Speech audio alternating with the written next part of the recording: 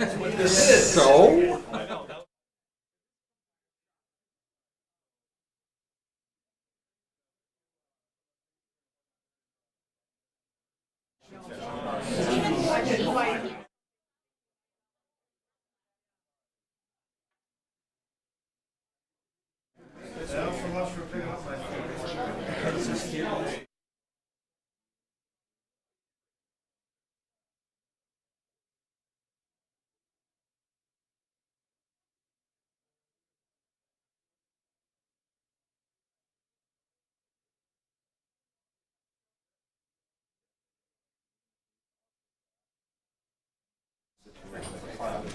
This is an actual flag. So he could take every one of these classes, figure out what he's doing right now, because there's that.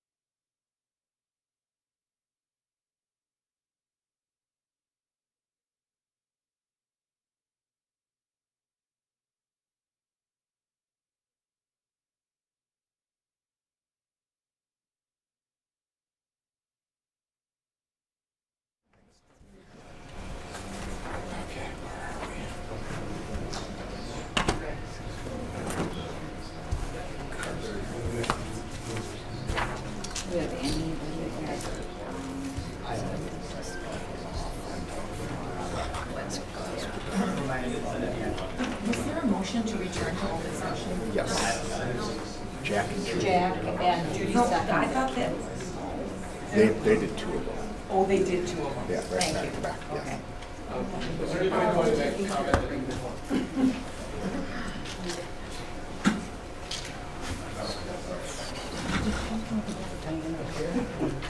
I did, but she's okay back there. She's And did you want to take care of HR meeting, or do you want me to just say something when it comes? I'll If you'll just, keep it, when it comes up, I got enough. We're getting more popular. Either that or there's nothing on Monday night TV.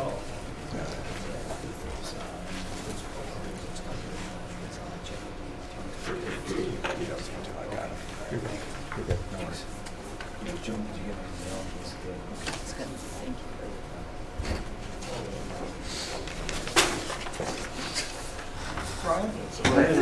That didn't work. Oh. That was the first one.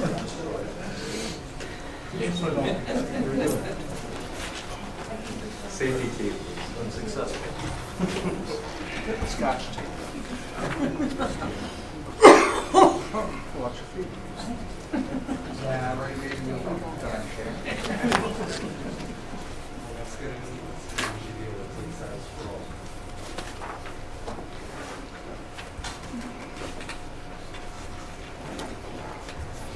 I'll just wait a few more minutes for board members to return.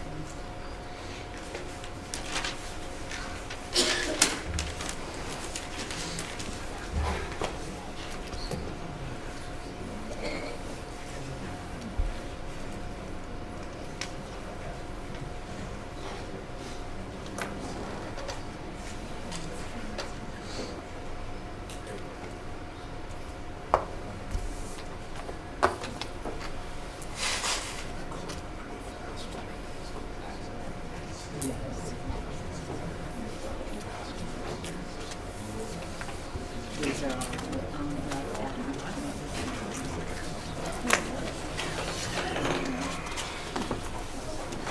I've got to do it a couple times.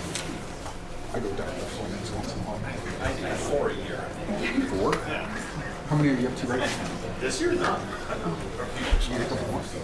Starting now. Okay, good evening. Welcome to our March school board meeting, and thank you all for coming in. We did start tonight and called our meeting to order at 6 o'clock, went into closed session to talk about employee contracts and student issues. We are now back in open session. The first thing I need to do is move approval of our minutes from both a special board meeting and our regular February meeting.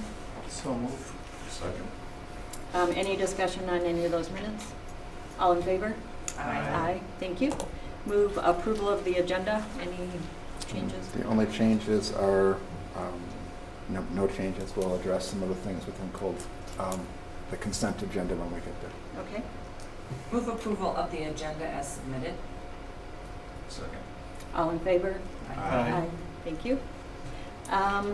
This evening, you have the opportunity to really come before the board and talk about any issues. 4 times a year, we open the time for public comments open to anything. You always can talk about agenda items. Tonight, though, we do have 3 people who have come forward. This is an agenda item this evening, and I would like to start by calling Joel Lewis up to make a few comments. Good evening.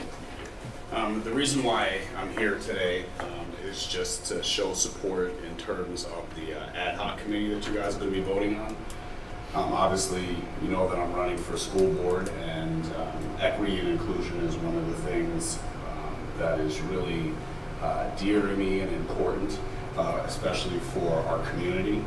I talk about our students, and I really want everyone to feel like they're included and their needs are met. But besides that, I think we need a space where the community is able to have input and also be able to communicate directly with the board to be able to deal with difficult issues. So saying yes to this is basically saying that it's important, that we're trying to make a difference, that we're trying to take steps forward. I'm not going to say this is going to be easy and that we aren't going to have bumps in the road, but it just shows that as a community, as a board, we are behind this and we want to move forward. Thank you. Thank you. Also, Robert McPherson would like to comment. Thank you. Thank you. I'm also speaking in favor of the ad hoc committee. I've had the unique opportunity over the past year and a half through working with the Village's Housing Task Force and running for office to meet a large variety of residents of the village. And one of the comments that I've heard from some residents, almost disturbingly, is that they feel that the village and in some cases the school district have treated minorities, people of color, religious minorities with a kind of not so much of a disdain, but almost, they're just not happy with the way that their children's experience have been in the school system. Many of these parents have unfortunately taken the additional step of removing their children from the school district, which to me is almost a shock. We have such a great school district. To feel that your children don't belong in a school district this great because of the color of their skin, the religion that they practice is frankly ridiculous. So I'm glad to see that the school district has put this forth for vote tonight. I very much hope that you vote in favor of it. I think it will be great for the village. As previous speaker Jill said, it's not going to be easy. These issues never are. No one wants to talk about them in the open, but I think if it's given the opportunity, given those communities the ability to come forth and speak openly, it will do wonders for improving the school district. Thank you. Thank you, Robert. And also Mary Heinebecker would like to comment. Thank you, Mary. Thank you. I'm Mary Heinebecker. I also am in favor of the ad hoc committee. My children's story is old. They would have graduated in 2008, but they would have greatly benefited from this. When they were in the high school here, they were called wetbacks, sticks. They were told to swim back across the river. They had physical encounters because of their last name. They spoke no Spanish. Their father wasn't in the picture, so he wasn't ever up at the school, and it was basically because of their last name. So to have a committee where they could have came to, and I actually did call the school. The guidance counselor told me they were aware of racial issues, that there was nothing they could do.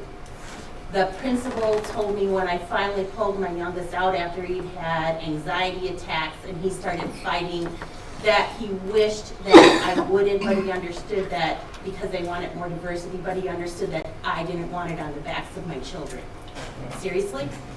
I'm here tonight, I was not going to come, but I'm here tonight because my youngest son is considering having his child come here who is of multiracial.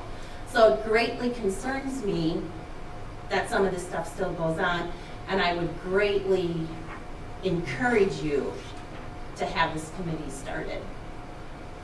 Thank you. Thank you, Mary. Thank you for sharing those thoughts. I do appreciate people coming forward with concerns and ideas and stories. It helps us too. Thank you. Next we have reports, and we will be starting with our teacher reports this evening.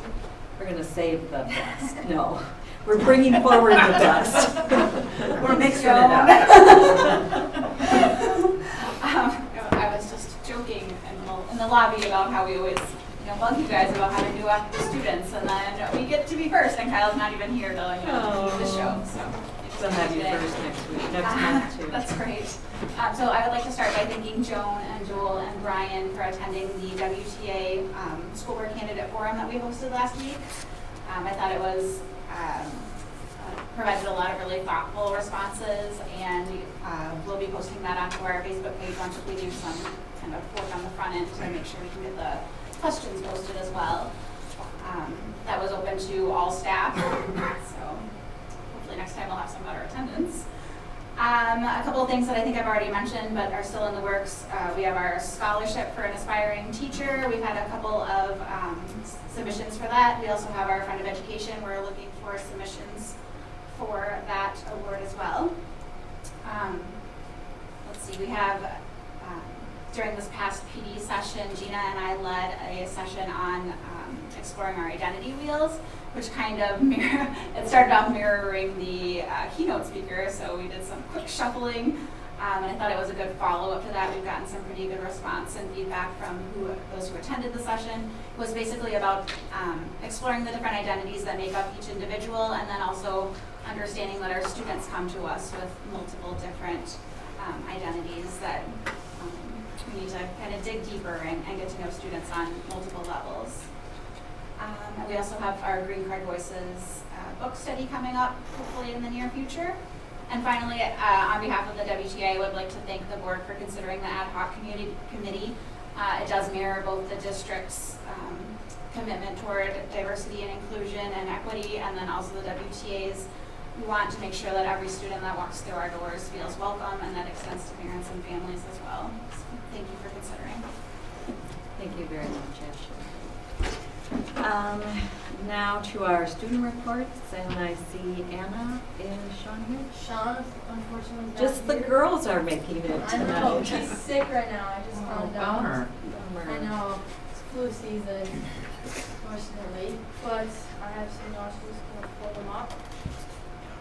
We kind of have not as much going on as like with clubs specifically, but there has been a lot going on just like in the school, mainly at the high school.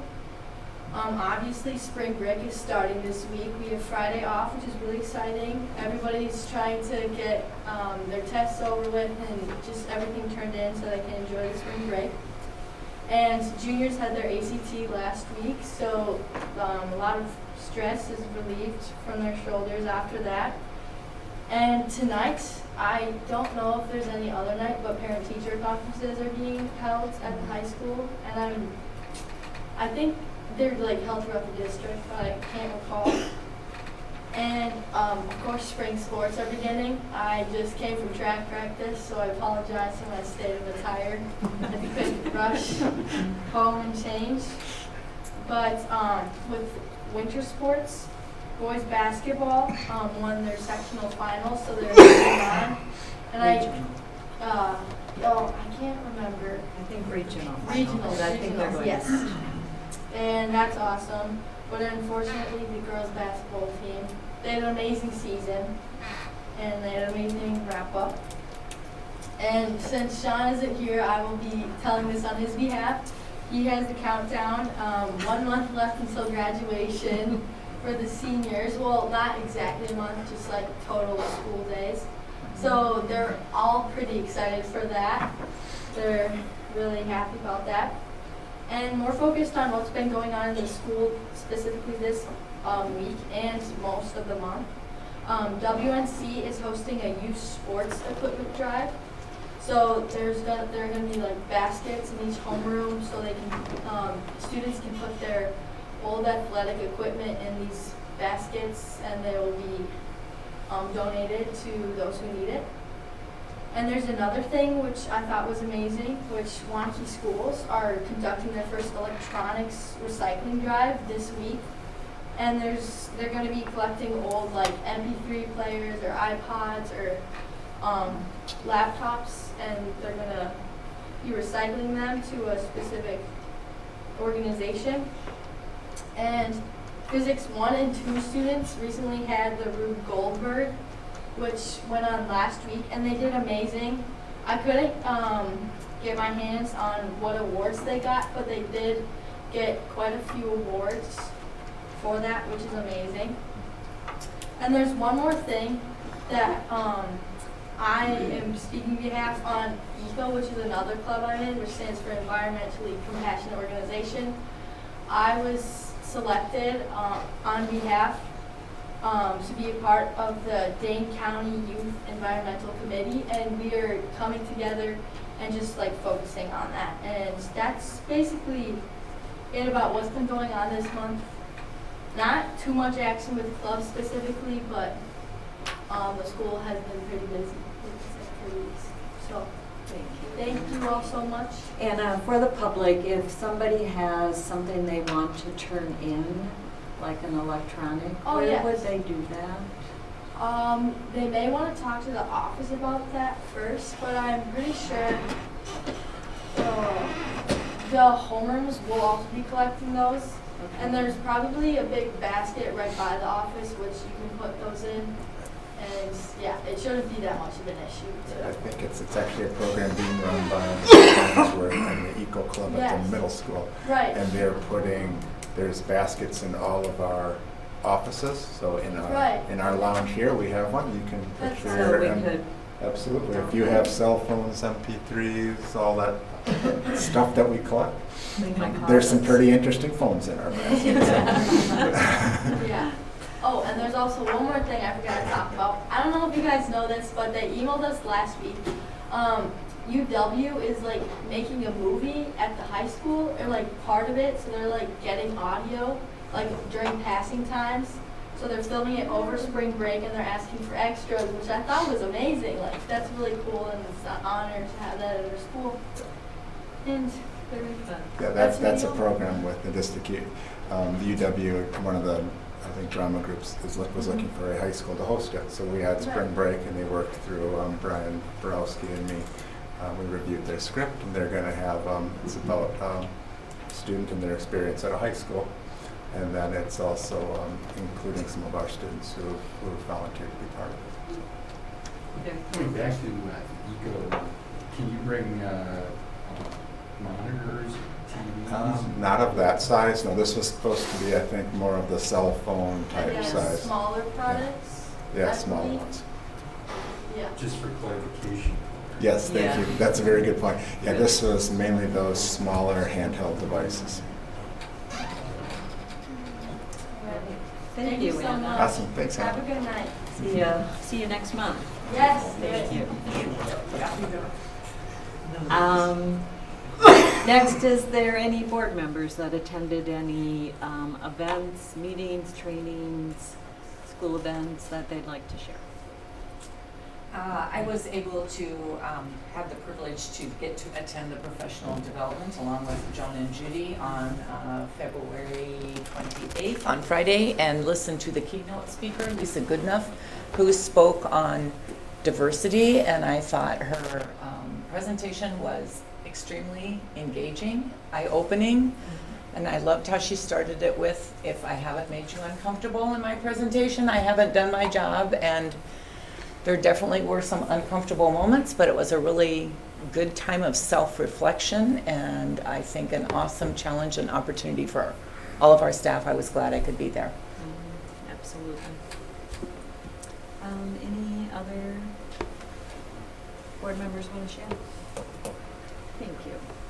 So just a quick update on the evaluation schedule. At this point, I'm hoping everybody completed their board self-evaluation and Randy's evaluation and any open-ended questions that you might want to respond to.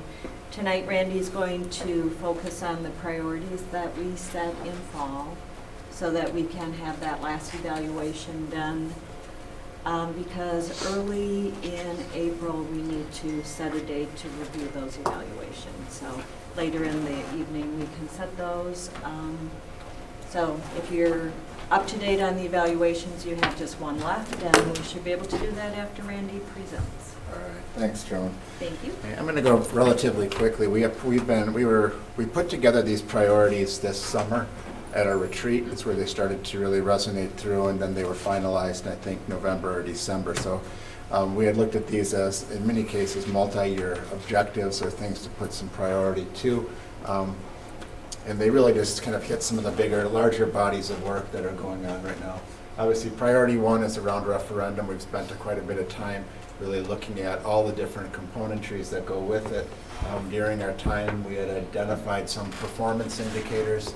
The board, you'll see these as you go through and do both the board self-evaluation and mine, that this is really just looking at how do we lead up to identifying those pieces that will be part of a referendum in build-up to referendum resolutions in July or August, and all the work that needs to go into that. So this priority was really trying to scale this work so that we could lead up to a decision in July or August timeframe for a November referendum. Some of the progress updates with regards to this, I think we are on a timeline where we are going to be able to meet our objectives. We've had a few additional board meetings, and committees have been focused on referendum work, including tours, facility maintenance planning, tax impacts, etc. Tonight, again, at the full board meeting, we'll be talking about some of the pathways that we developed jointly at our workshop within the last week or so. We're trying to really look at how we pull those variables together, and we've done some conceptual design, some costings, and the developmental of the pathways, which the community will see a little bit more specifics in a little while. Community workshop is coming up at the end of March. That will be followed up by a community survey to really vet out some of the variables that we have within our pathways that we feel we need some additional focus on. And then looking at completing that survey at the end of May and having some of the results in front of the board by June. In my estimation, as I look at all the work that we've done, I think we're developing some clarity, and I feel that we're on our timeline that we set. The second priority is really building stronger connections with staff in the schools, and this was a piece that the board spent quite a bit of time on at their retreat this summer. First of all, just looking at our listening sessions, receiving more updates from really what's happening within the schools and some updates to the board, and then looking at Board of Education members being present at some of the schools, some of the programs, and then looking at some connections with the WTA leadership. Some progress update, the board has conducted their listening sessions with the staff in the October-November timeframe. This spring we will be providing and bringing back some of the goals from the buildings. I think what we had talked about at a previous meeting was starting off with them coming back through like the curriculum committee for an update on really the progress, to provide an update on what's going on within the instructional realm and some of the other SCL type goals and cultural goals within the schools. Many of the members around the table, we just had some report outs on ways that you've been involved with different events. So I know some of you have been in the schools and seeing some things in classrooms. Some of you have done some tours, have attended some of our professional development events. So I think there's been some opportunities that you've been able to engage with, which I think starts to meet some of the objectives that you laid out there. And then Joan, I know you've been involved with some of the conversations with WTA to see how we can communicate better with them. And we have continued with our monthly meeting. That's Joan, myself, Brian Grabarski, and the WTA, just to really touch base on work that's happening from the district's end, and also getting feedback from staff. Third priority was really with regards to budget. This is an area that we are just in the throes of right now. You will see more of this work coming, particularly as Steve returns in the coming weeks. But what we started off with was really trying to look at how do we look at our priorities from a budgetary-based system, and how do we align our priorities with the dollars that we have. And then also looking at, are there any things that we can do to improve our system, improve our programs that may be applicable per a referendum or an exceeding the cap question. So when we take a look at our progress with regards to this, the number one thing that I think will help bring clarity to this is a workshop that we are looking to plan with the board. I anticipate that happening probably in the April, early May timeframe before we get to presenting the first draft of the budget to the board at the May board meeting. That's a piece that Steve and I have had some conversations about of how we're going to structure it, but definitely want that to be a workshop setting where we can receive some feedback on the requests that we've laid out there. In the past, the board has seen requests from a budget perspective from our budget managers that have really been 1 year in scope.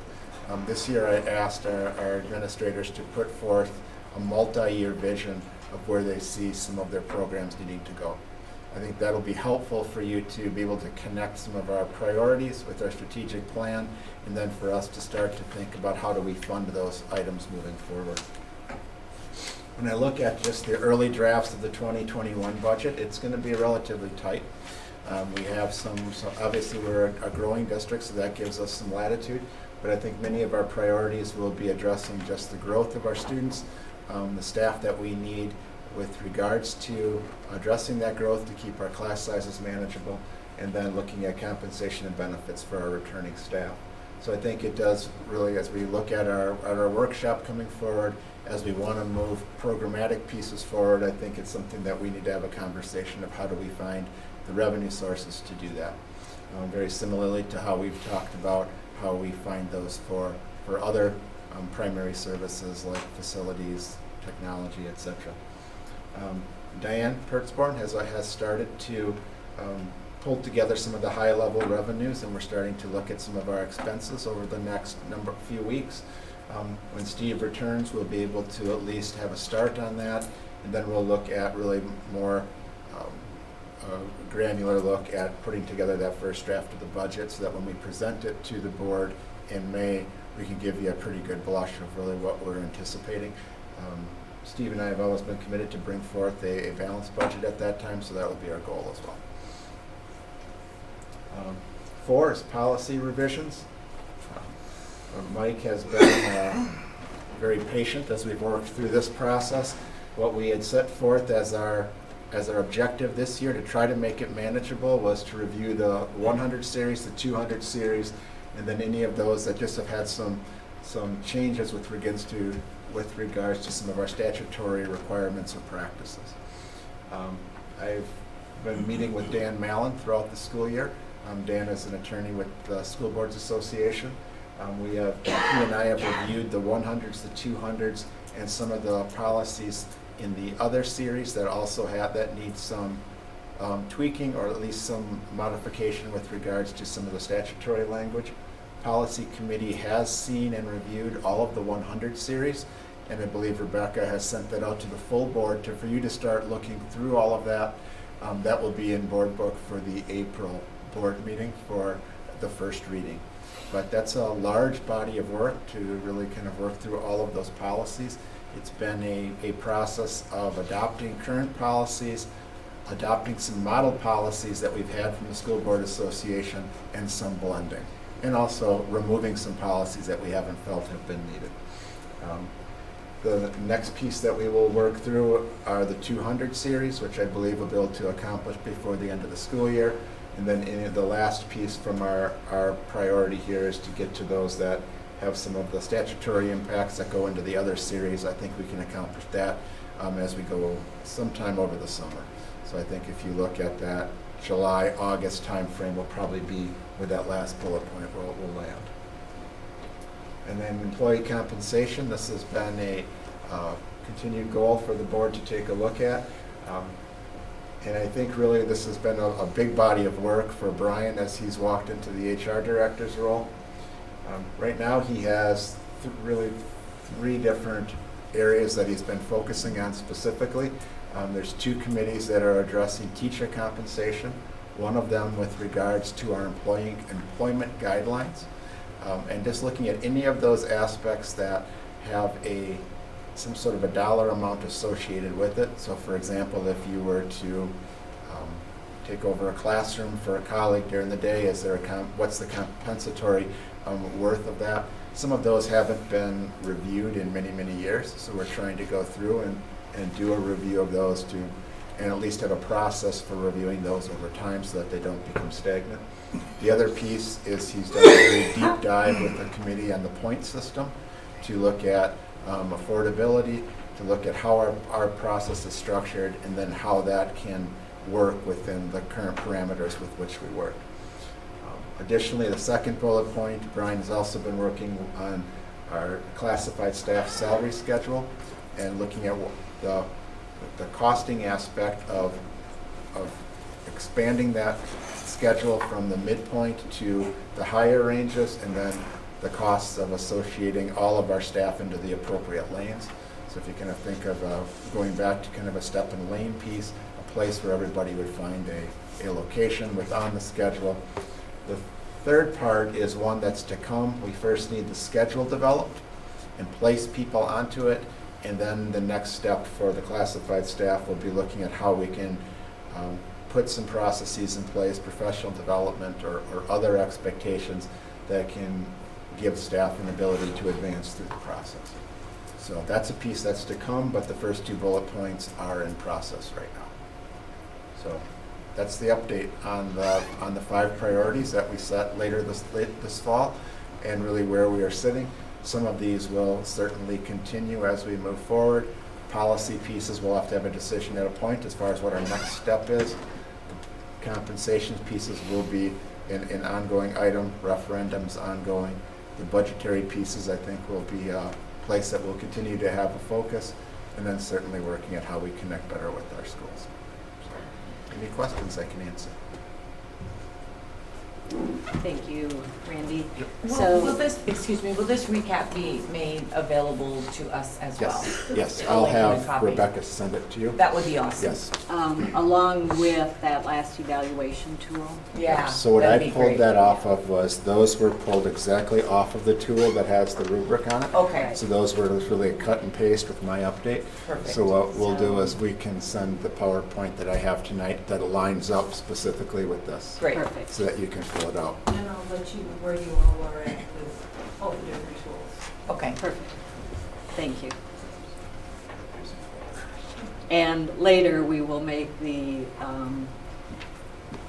will find a time to meet for those evaluation tools. Thank you. Next up, our committee reports, starting with facilities. Oops, we got one more thing there. Oh, I'm so The ad sorry. hoc. Number The 3. ad hoc committee. Oh my God. Whoa, Everybody came. sorry. And I'm just going to turn that over to Mike, and I so appreciate your leadership in this area. Well, thanks, Joan. So, Rebecca, I guess once you pull it up there, we brought this before the policy committee. We didn't do anything about it, but Mark and Judy and I looked it over when we were meeting last month. In addition to what's in this, what I can say is the guts of this come from other ad hoc committees that other districts have had, borrowed from Madison's SRO committee, some other ones other districts have done as well. I appreciate Randy and his forbearance in terms of me emailing all of his administrative staff out of nowhere and asking if they had any input to add on anything particular, and virtually all staff had some good things to add. Awesome. Mark had a really good perspective on, you might want to consider having specific type of things added in membership. It says draft version 5.0, but this is actually probably more like version 50 in terms of making various changes over time. There's nothing in here that absolutely must be in here and worded anyway. I specifically emailed the Word doc version of this to Rebecca too in case we make any changes to it. But I welcome any input on specifics that are included in it. When any attorney drafts something, I would say that usually there is a reason why something is included or why specific things are not included. So there's a reason for every word in this, and we can talk about it at will. If anybody has any questions or thoughts, I'd love to hear them. I have a quick one. So I really like how you laid out in number 1 the bullet points with all the possible laws and federal acts that we should be making sure we're mindful of to stay in alliance with. In particular, I just wanted to highlight quickly item D, the American with Disabilities Act. Personal soapbox, and I'll say it one more time, our efforts with students who fall under 504 plans, which are learning disability type of issues that maybe are not so extreme that the student has fallen behind and qualifies for special ed things. There still are many students and many learning disabilities that once diagnosed fall under 504 plans. And I do think we've done great work in terms of recognizing that as a category and following through once parents bring us diagnoses and plans to go through.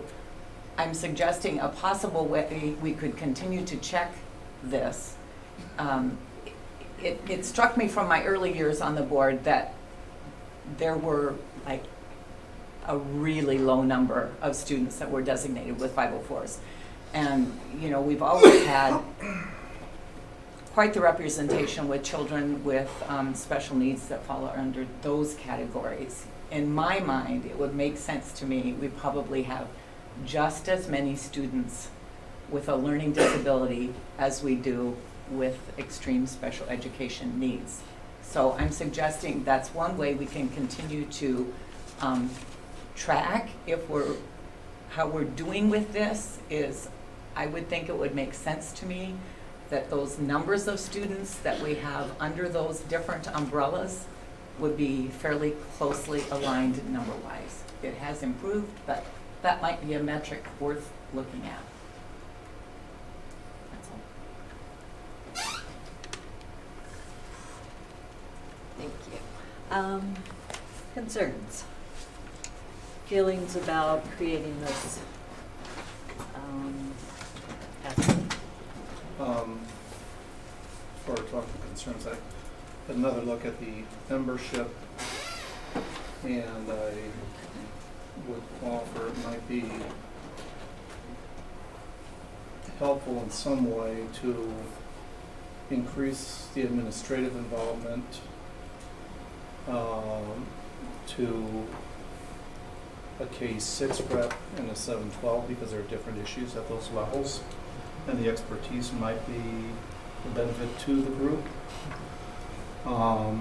And I'll try to make it too unwieldy. My other thought, and with due respect to the constraints of our entire administrative team, might it also, how do we incorporate that people have access to some of the info? So would it be of value to have someone out of curriculum involved with it in some way, and someone from HR?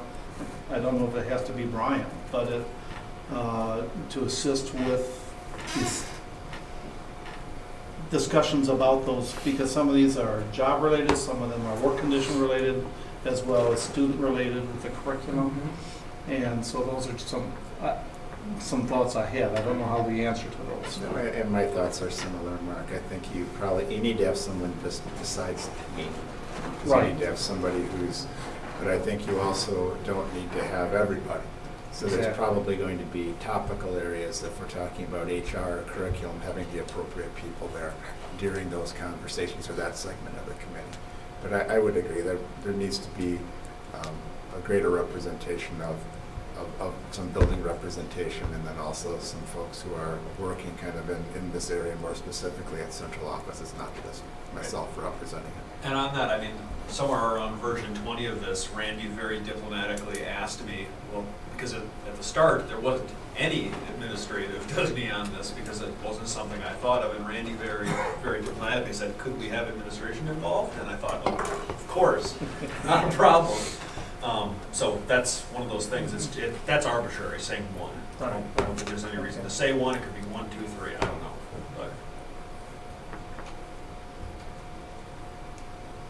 Again, just want to thank you for your work on this. I think it ties phenomenally with our value of equity and our core values, and it's something that we're definitely need to continue to move forward with enthusiasm, and the needs there. So it really responds to both values and needs. So I think the time has come. It's awesome. It's a very well thought out draft document to get us going. Do appreciate that. I'd like to just, as a good high place of education, grammatically, number 7, isn't 12 within 18 and therefore redundant to be stated? Or did you mean not less than 12 not less than 12 and or more within than 18? Is that what you were trying to do? Somewhere between 12 and 18. Okay, so not within 12 to 18, because that would be the same number. Sure. So is 12 this, to 18. trying to understand, is this going to be a 12 to 18 month committee that kind of puts together a report for the board? Is it going to be ongoing, year after year? What really is the scope of this, as you move forward? Sure. Well, that's a good question. I think that I tried to make the scope both as limited as expansive as necessary. That's a good question to say, how long does this need to persist for? Because I don't think we can solve every issue or present all the answers within an 18-month period. And I think it was actually Joel, who I talked to at one point, saying, why does this even need to have an end date? I'm not actually saying it does have to have an end date, but the idea being, the purpose of this is to have that space for discussion, and to have that space for learning so we can hear from people we wouldn't otherwise hear from. And if we don't have any end date, this could just continue on forever. And I wanted, at least within that 12 to 18 months of appointment, have an outcome where there's a report produced that comes back here that tells us some things we can do.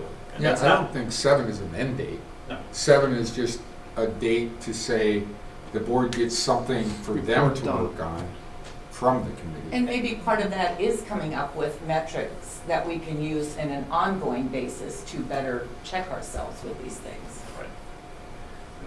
With some of the things that we've got going on in curriculum and so forth, aren't we currently reviewing our curriculum with Tim Schell to make sure that it's inclusive? We've got a lot of programs going on. We've got a lot of initiatives going on. And I think we're moving towards inclusion. So, I would challenge, why do we need the committee? I think, we've got an opportunity to talk to the board, every month, or bring issues to the board, if there are issues. So, I don't know. I would I'm say just this is opening it up for different, though. discussion. This is different in the fact that as a working committee, they have more ability to gather information, resources, and put it together, not only with just saying something to the board, but working with the staff and the administration and the board to look at issues more in depth over time than what we do. And if you want to really make progress on something, if you don't, as you're saying, putting metrics together or starting to gather the data to say which way you should be going, you gotta have somebody do that work. And you gotta have somebody be able to say what data you should be looking at. And that's, I think, what this committee can do than what we do. The means for more direct engagement with the community, I feel, is crucial. Because that's sometimes a link that we miss. So they're experiencing things, yes, they try to work through all the proper channels. Does it ever rise to this level? sometimes yes, but usually not until it's in crisis mode. I was made aware last week, an example from ELL.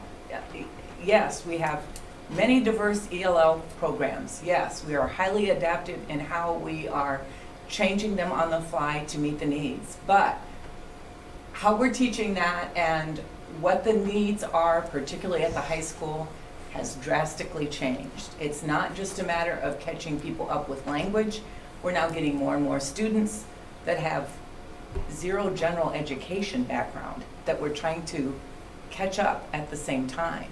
So that would be one example of one area that's not made it to curriculum committee yet, but that is what we're seeing manifest through our student population and needs that our staff is trying admirably to do their best with. Mark. And there's a big difference between equity and equaling. Yes. There's also a difference between institutionally trying our best, but missing the mark perhaps. We don't know it unless we open up the voice, hear the voice from the community. And I think this provides that opportunity to hear where we're doing well and where we're not doing well. There are a lot of different issues unintended within the curriculum. Yes.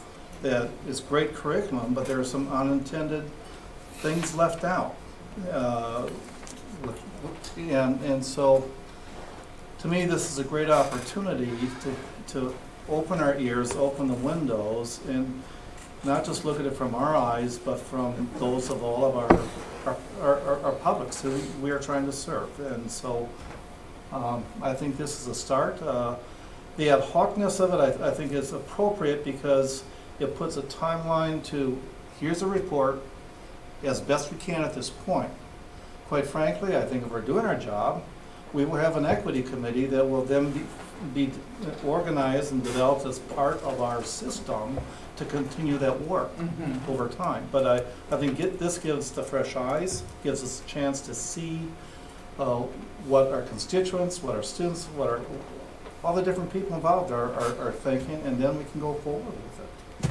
And the only thing I would add on that, and that's a good point, Mark, because I think the genesis in me proposing this is that I want us to be more proactive rather than reactive. Yes. And Jack, we have a good example in facilities from a couple months ago where we had a student who came to us and said, hey, by the way, could you have an ADA accessible door so I don't have to travel all the way around the middle school? I'm guessing that's not the first student who needed that in the last 30 years of the middle school, but we didn't have it because we didn't have a student who was brave enough or had support from a parent to come in and talk to us. Well, we shouldn't have to put that on the student to come to us and tell us. We should be going out and talking to them first, and that's the goal of this. Yes. So, that's all. Motion to approve? Can I add one thing? Yes, go ahead. Yeah, it's kind of what Mike, you and I had talked about, but it's more of, I was looking at the process of this, because this committee, as you look at it, you're probably pushing 20 people, potentially a little bit more as you start to look at those around the table, is how do you manage the committee? What's your focus of the committee going to be? And then it's kind of focusing on your outcomes. And also wanting everybody at the table to be participatory in that process. So is there a point where you have a decision that kind of starts to, maybe it's the committee getting together and first of all determining what are some of the charges that the committee will do. Right. And then second of all, is it worth investing in having somebody be a third-party facilitator of that? Such, I mean, some of us went through like the adaptive schools training with the Peloton group. Do you have someone like that who can then help to develop some of that group process for the collaborative learning and some of the outcome pieces? So that may not need to be maybe where it starts, but it's a piece I think should be considered as if you're going to approve the ad hoc committee. I think that there should be some thought to how the work will take place in order to achieve the objectives you want.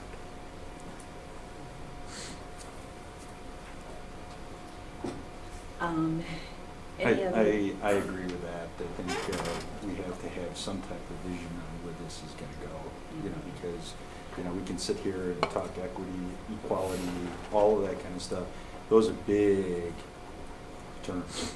You know, and you're saying in 12 to 18 months, we want to put some type of report together. So I think where we need to at least start is what are our problems? You know, and then the report's going to come back and, you know, how do we fit them into the budget? And, you know, if you spend 12 to 18 months and we've already started to talk about it's going to be a tight budget coming up, you know, how do we get those into the budget? You know, because if you don't get them into the budget, you know, the people that have worked on this committee are going to feel slighted. So I think somehow you got to manage expectations as you start to pull this thing together. And you know, when you get an ad hoc committee, make sure that we've got, you know, all sectors of the community represented, as opposed to, you know, maybe a handful of boisterous people that you know, so that you've got balanced opinions, you know, as you move this thing forward. Those are really valid concerns, and you know, I would hope the beginning of the committee as it's formed would be to look at, you know, the mission, the goals, you know, the Define and prioritizing. Define it, right. Okay. But can we go ahead and approve the concept, Yes. and then do we have some suggestions for how we continue to move the ball forward? I think the overall goal would be to come back with reports like we have on any other committee regularly. There's not going to be action items coming out of it, I would anticipate, for a while. But say what's going on. Like if we have 3 meetings and we say this is unwieldy, we need someone to help facilitate it, that's the time to bring it up. That's right. But I think our expectations as a board have to be reasonable. You look at the Human Growth Development Committee as an example, not being critical. A very critical part of our curriculum review, but hasn't happened overnight. It's taken time because you do have the multiple voices we're trying, and it takes time to go through that thing. So I like your idea of having periodic reports on the progress, and you know, but it is going to take time. That's right, and it's kind of a learning process, and I just appreciate, I think it's a format that could fit other issues. And I think it's great to start. I think we have continually looked at ways to engage with community and to have meaningful dialogue, not just a, you know, presentation. And I just think it's a process, and we need to be open to letting it evolve into what it will be. Now, if anybody would like to make a motion. Motion to approve. Second. Second, any other discussion? All in favor? Aye. Thank you. And now, sorry about that, Mike, now on to committee reports, starting with facility committee.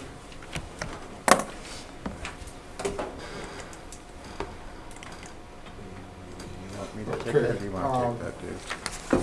So the first item that came up at our meeting last week was about the soccer stadium, with an extended discussion on what's natural turf and what's synthetic turf and the difference in prices. For those of you who weren't on the board, or in those of you who were, as a reminder, when we did the Warrior Stadium, basically the board, we were under the gun. We had to replace that field.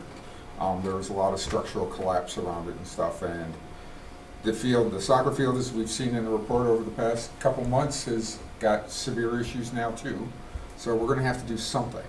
So at that time, we determined that we would bear the cost of a natural turf replacement. And if the Booster Club wanted to go further to an artificial turf, they would have to bear that delta difference between the two.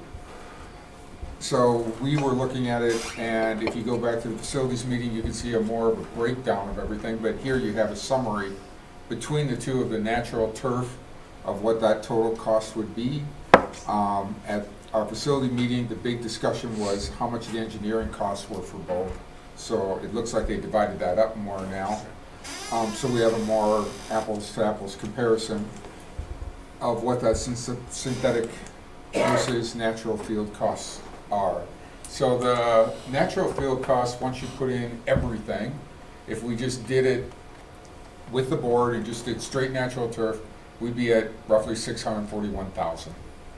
There was some discussion of if we did do natural turf, we'd probably have to put in an irrigation system too. So you could consider that would be the cost if we did natural turf, you could add that in. So you're up to $673,000. There's a few other alternate bids that were put in there that are probably gonna be desirable at some point, but when you look at the grant cost, they're de minimis.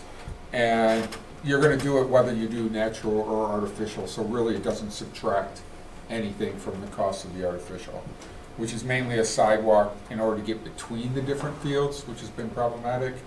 And replacing the scoreboard, as the one we have currently has no replacement parts available anymore.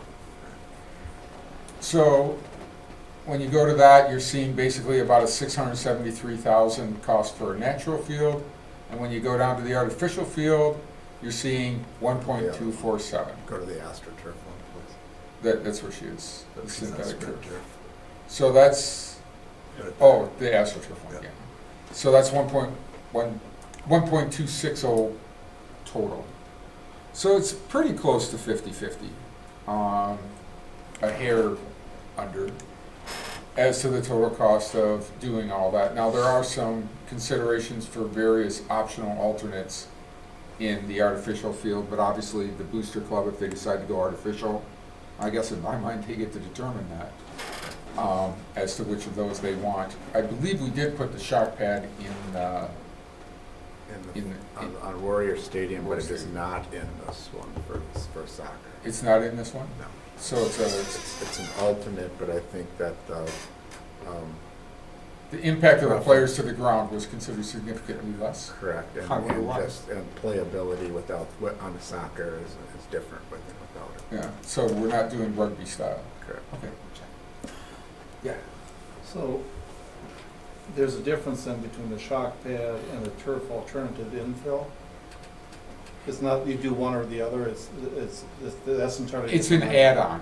You So basically what is get to the determine infill? how much of a pad you want to put between the turf and That's the a shock piece, what's the underline. infill? Yeah. Chase is here. Chase, can I just have you come forward for a second? This is Chase Rattler from Rattler Corp. I'll let him answer it so I don't have to. The question is, Chase, thanks for being here, by the way, is what's the turf alternative infill, just so that we have clarity on what that is. So the alternative infill is taking the same rubber material, Aspeon rubber that's in your football field, and then that's coated with a green coloring, and really that helps to hold down the heat during the summer. If you've been on these fields in the summer, they're really, really warm, so that really helps with that. It brings it down as much as 10-15 degrees. Does it help in terms of maintaining the quality of the field then, or? The UV degradation is more of a concern than the heat itself. Okay. And the other question I had was the turf maintenance equipment. Can we use our current equipment, so that really would not be a necessary item? That was a piece the facilities committee discussed, and we felt we could share the equipment between the two fields. Okay. So basically, it's up at some point now for the board to determine what, if any, would be our contribution to the project. Can I add just a couple things some of which I just was having a conversation with today. I think Dave did a nice job kind of summarizing where we were. Since the facility committee met, if any of you were looking at any of the items that were either in the facility packet or the budget packet, the documents you see in front of you are different. And I thank Chase for really working with us on that, because what came out of facilities committee, as Dave said, was wanting to differentiate between the different engineering costs and soft costs. So what I asked him to do was to look at straight up the natural turf field, as far as if we were just looking at those pieces, and then list any of the alternates at the bottom, and then look at the sprint turf, and then look at the AstroTurf with a similar type of an approach. In talking to John Kramer, Aaron May, who's worked with our coaches, the playability of the AstroTurf is preferred over the sprint turf. And I think that's some of the fiber length and some other of how that works. Very, very close with regards to the cost, but I think from a preference standpoint, really looking at the AstroTurf product in front of you. The other piece that, as and Dave had shared, I had added and had asked Chase to put together what at least the irrigation piece was, and for the reason that Dave had shared. I've also had a conversation just with regards to the scoreboard. What you see as part of what we've put together as for the documents tonight is moving the scoreboard, because right now it sits in the corner at a diagonal, and moving it at a different angle so that the players and the coaches are able to see it. There's some differences of input I've received on how our scoreboard is operating, and also some of the pieces with regards to the control panel within the press box area. So I want to review that and bring that piece back. It may be a piece we review it over this upcoming soccer season, but that has been a piece that the board has felt that though generally the scoreboards have been something that we feel is a necessary part of our piece. The board that we have out there is an early edition LED board, but some of the controls are potentially maybe having some challenges. We want to kind of review that. So that may be a piece we want to discuss moving forward. The other piece, I met with Dave Kettner this morning just to go through some of the things that were happening here tonight. Some things I believe that the fundraising group would like some latitude on is certainly as we look at those alternatives to be able to move forward with those as dollars are available. And that includes some of the pieces with building construction. So as you're trying to take a look at the piece that we're talking about, specifically we're looking at the district's contribution based off of the natural turf and any of the other amenities that you would want to add to it to come up to a dollar amount that can be then solidified so the fundraising group knows exactly what they're working with. I think that's a really important piece if we could walk away with that tonight. The second piece is then looking at that AstroTurf bid. Also, I guess I would ask that the board consider any of the other alternatives which include up to that construction piece, that those are things that I guess I would like your consideration of, is if dollars are available, plan is available, that those items could also be forwarded based on that availability. Because I know that there are still some continued fundraising efforts occurring. In board book tonight, I did give the most recent update on the finances. So between cash on hand and some larger pledges that will be coming in, $775,000 is generally what is on hand. They feel by the time we get to that, many of those pledges, individual pledges, are going to be taking place before June 1st. So they're 2020 pledges, as opposed, there's only a couple of them that are larger in scope that are out at a further distance, over a 5 or a 10-year period. And then additional fundraising goals to that $300,000 to $400,000 as I've articulated in your notes. Should there be some things that the community or the committee would like to do beyond the alternates, and if there's not funds available, then you can see that there are some other financing options also being considered. So, can I ask a question, Randy? You bet. When you're talking about moving forward some of the shall we call it the contract B buildings, sure, which is what that fell under, yeah, as the money became, there's really, in my mind, only 3 standalone parts: the team building, the entry arch, and the donor wall. right, Correct? I believe. So are we talking possibly moving forward with one of them and not moving necessarily at the same time on the other 2? Or are we talking something different? So Chase, when you look at contract B for the building, is that accurate as kind of how that's broken out? Those are included in that. I think what they're looking at, and what I would say is that they probably need, I think there's an interest from the committee to also look at the kind of the scope and potential phasing. And so it would take into consideration, are there dollars for all of those? If not, is there a way to phase any of these options? Or there's some things where different amenities could come at and in the future. So I think what they're looking for, and I know that there's some of them in the audience here tonight who are present, is really wanting to have approval conceptually to continue moving forward with that based on dollar availability. So certainly, we're looking to try to move those contracts forward on the field, but certainly wanting to, based on their fundraising efforts and the dollars that they would have available, to add some of the other alternatives, including some of the options with the field, or the building, and even if that would be a modified version of somehow of a phasing type project. But that at least keeps the door open as they're moving forward with their efforts, and also knowing that if they don't hit those dollars, then those things obviously aren't added without some level of financing. I guess from my standpoint, obviously the field is a priority, but I've been consistent in my discussion, both the football field and any type of turf, is how do we replace that? And the fundraising, goes to pay the differential, but also there's a strong plan to have funding in 10 to 15 years when the road needs to be replaced. Right. I don't really, that is where my priority would be in approving this. Yep. The other thing is throughout the discussion, it's replacing the grass. And if I look at this, it's not irrigation, it's replaced. The discussion was always replacing the grass. And when I look at this, it's $547,000.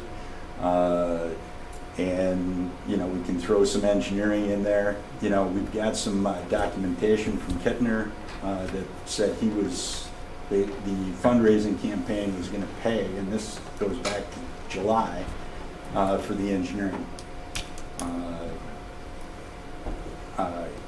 So I guess, this is kind of a moving target as far as what are we going to pay for it. We already have, tight budgets we've been talking about. So I guess my concern is how do we make sure that we've got funding so we're not saddling the taxpayer with replacement of turf. Mark. Okay, so good points, Jack. To your point about the funding, as a board, we've already determined that we would be going into our Fund 41 to cover whatever the natural grass costs are going to be. I would disagree slightly with what you project as a cost. I see the base cost as what it is, 641. We would be negligent to our community if we made all the changes with no irrigation. It's how do you maintain it? And that's a maintenance cost. That's like putting a furnace into a building. You don't build a building without the furnace. So I think that has to be included. So the 641 to me has to include the natural turf irrigation system, which now puts us up at 673.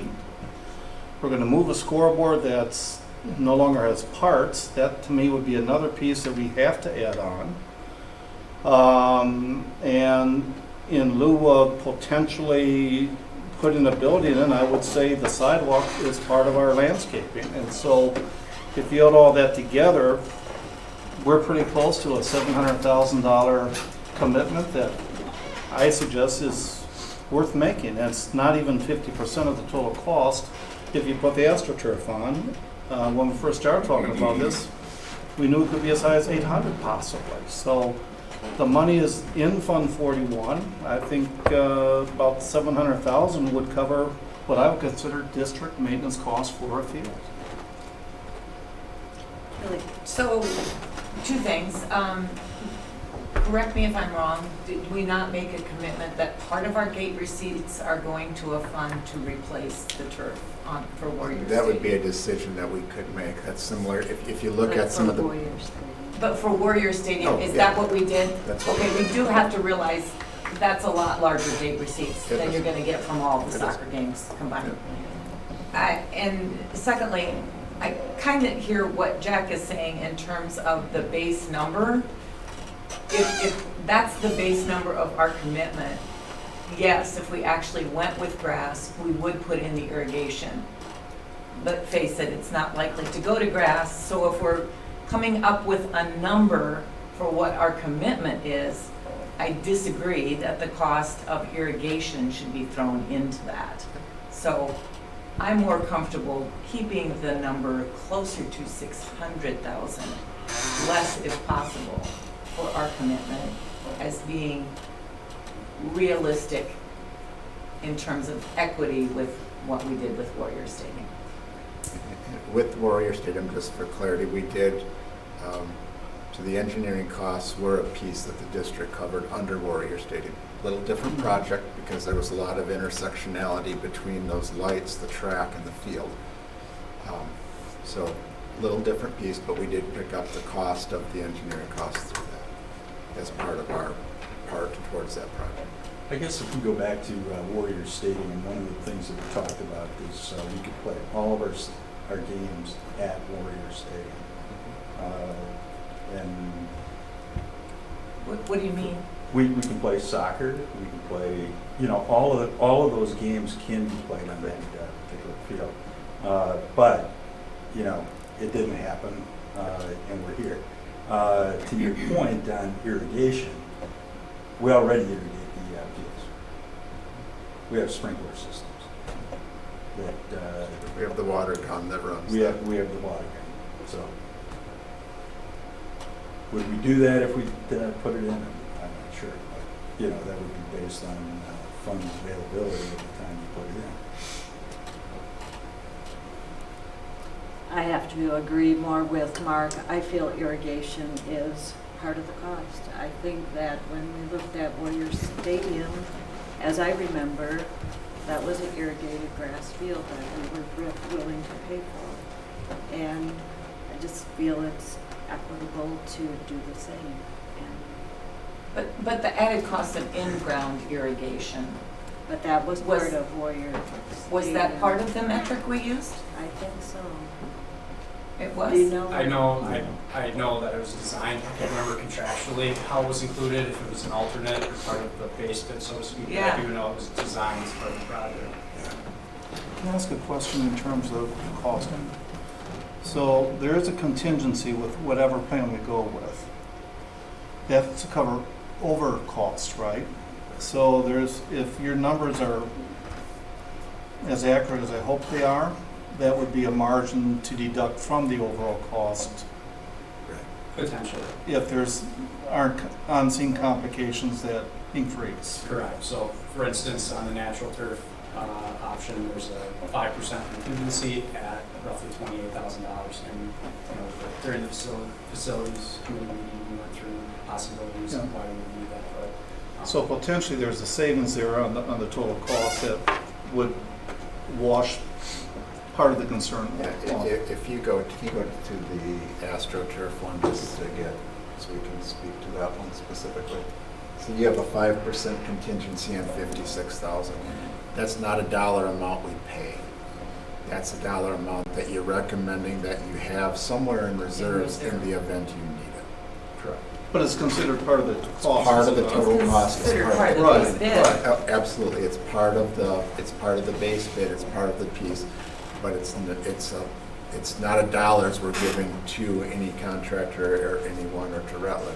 It's a piece that they're recommending we set off to the side so we hold on to it. But we also did a study on this, so we really understand what's there. You know, obviously There something should be could a lot go, of surprises, you know, you're saying. there should be minimal surprises as we move forward. there's always an opportunity. There's always an opportunity, but we did soil boring and things like that, so, And you know, the we, contingency was 10% a week ago. Correct. And through our conversation, we're talking about that same piece of what's our risk level. We dropped it down.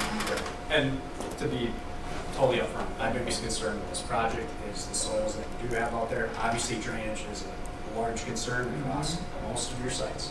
And if we have a wet summer and it's all the ground is removed and it keeps raining, sometimes there's cost that comes along with trying to finish a construction project in that scenario. You get all the rains last year. Yeah, hopefully. David? I'd like to make a motion for $641,000 be the school district's commitment to the cost of this project. Second. And then I'll speak on I it. Okay. support the project. Here's towards Discussion. the project. The reason that is if you look at the contingency, you're right, we don't spend it. That's 30,000. The irrigation is 30,000. We're right back at 641 again.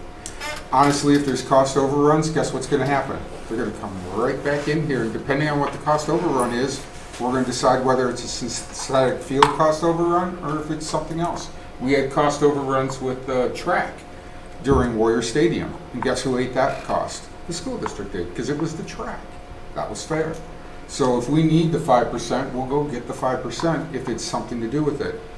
My fear with this project, and the reason I'm going with the 641 and the full amount, is because part of the reason we're here is the last time they did this soccer field, they didn't put in drainage, they didn't put in irrigation, they didn't do the substrata. They shortballed the number in order to do it cheaper. If we do the same thing, we're going to have the same problem. This field would not be in this bad a condition right now if they had done proper drainage on it the first time. That was part of the original report. So let's not do the same thing. We have the money in Fund 40. Do I like spending it on fields instead of in a classroom? Not so much. But we have the money there. Let's make it and do it right and not shortball ourselves and end up in the same problem 10 years down the road again. I agree with everything said, except I think we're shirking our responsibility as the holder of the property if we exclude the cost of the scoreboard, which we've replaced in the gym. You told us at in our, that we can't find parts for the scoreboard. Oh, I'm sorry. The scoreboard to me is one of the options, and it's dealt with later in the Daktronics thing down But below. do we budget for that now, or do we just leave that till? I think that's something we deal with ourselves. I That's think not that's part of the field. something that Randy said, is that we're going to go through the season and then see how it works. We've captured all the parts. Is it working perfect? No. But this is just about dealing with the field. So there's a couple things. There's- I would rather bring the Coming up scoreboard. with a base number for the deal. Yeah, I'd to get rather it to bring move back the forward. scoreboard piece that has some operational Yeah. pieces, that has some other componentry with regards to advertising options, et cetera, that we have to kind of vet out. But I think that can be a piece that the initial piece we talked about at facilities was us not having us not purchasing a scoreboard but moving it. I think right now we look at moving it with the potential that I'll be coming back with a different recommendation on the scoreboard after we've had a chance to more thoroughly review all the options. So Randy, is this 641 Dave's motion including $12,000 to move the scoreboard? Yeah. Because if that's the case, then I'd make an amendment, a move to amend that number to preclude doing that. I played soccer. The things the coaches tell you is don't look at the scoreboard. And I am not okay with putting money towards moving a scoreboard so it's more That we convenient might for kids to- replace. That we might replace. That's true. I mean, how do I tell the teacher why you didn't get all your points because you spent $12,000 to move a scoreboard about 10 feet? That works. That would be my motion. An amendment Amendment to your motion. to preclude anything to do with the scoreboard. So- Right now. So we're subtracting whatever that cost was, the 12,000. So you're saying that- instead of 641, we're minusing 12. Is This it? is what he's saying, yeah. What Mike is saying is the motion that Dave has is a 641, which is everything here. He's saying that he is wanting to pull the 12 because of determining it later. well, aren't we going So to take that? Go Excuse ahead, me. you Oh, somebody needs a second his amendment. I don't Second. have to. Oh, you can't just- Jack did. take it. Jack seconded. But I think what we're doing is we're talking about paying for the scoreboard in the future, and we could take care of that all at the same time. You could do that all at the same time, there's truth to that. I'm sorry. So if part of what, anything that comes back in the future with the scoreboard may include moving it, because I think that makes sense. Because when talking to the coaches, that does make sense to me, to be able to not have to get out onto the field so that they can see all those different amenities.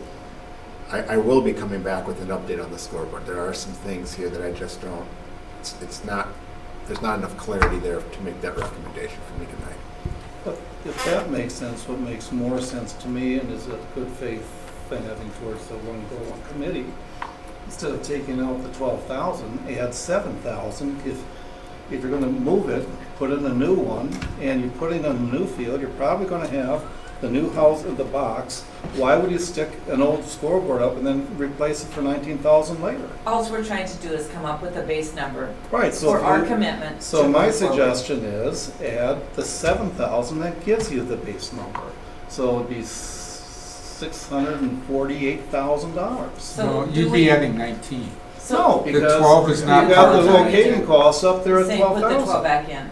So But the let's not relocate, back in. if you don't relocate it, you got 12 grand already put up there for it. Do we need to vote on Mike's amendment first Yes. before we make another amendment?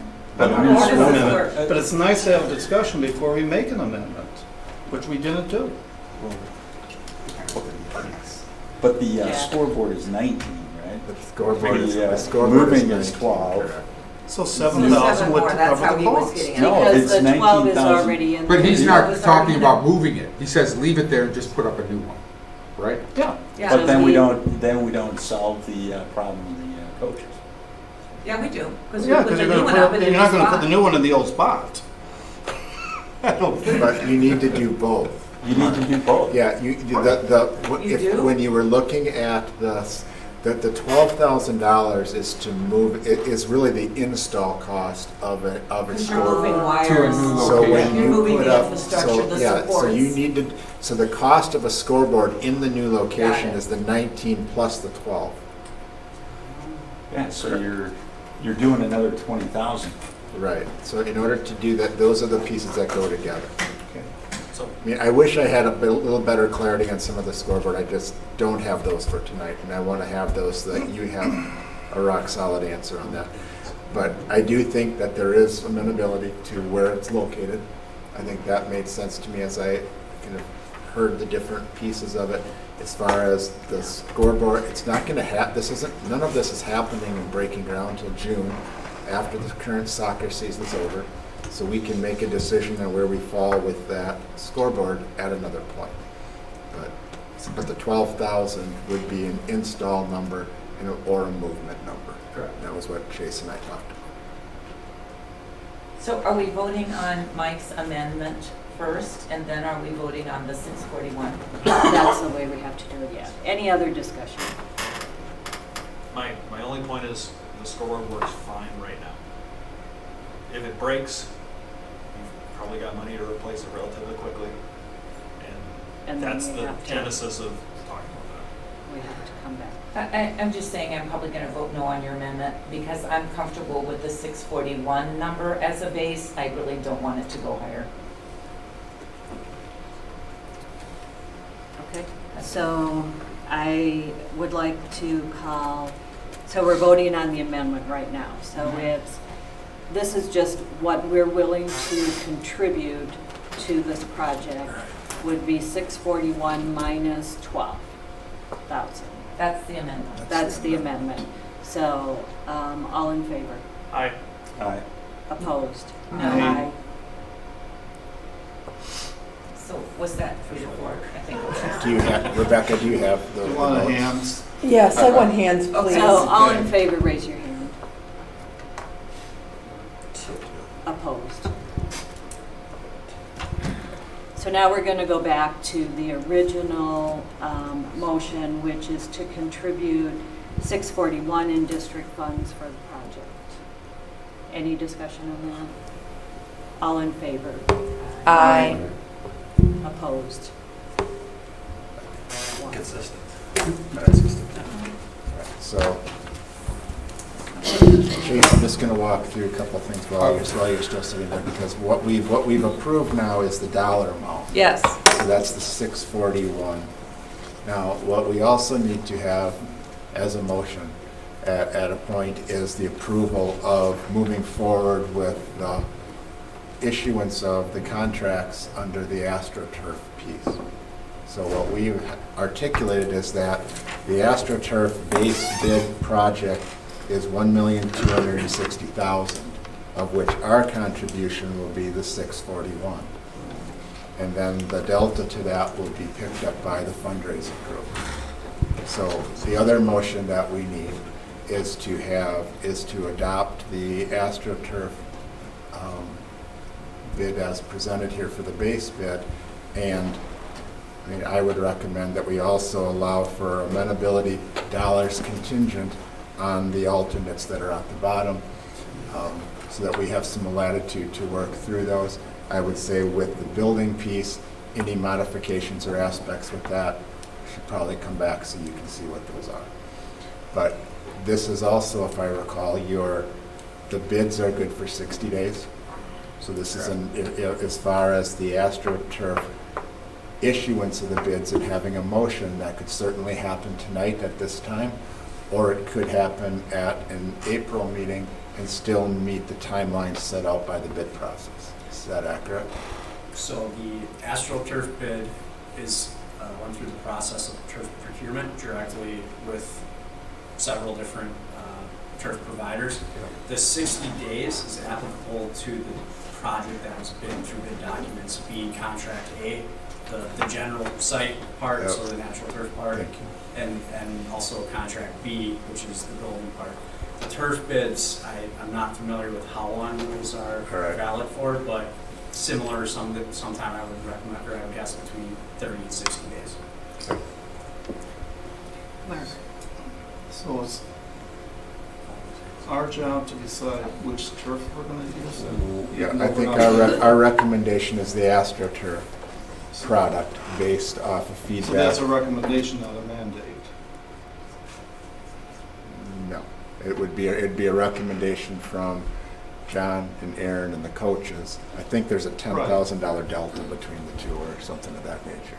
That's I mean, we've already identified what our contribution is, so that stays.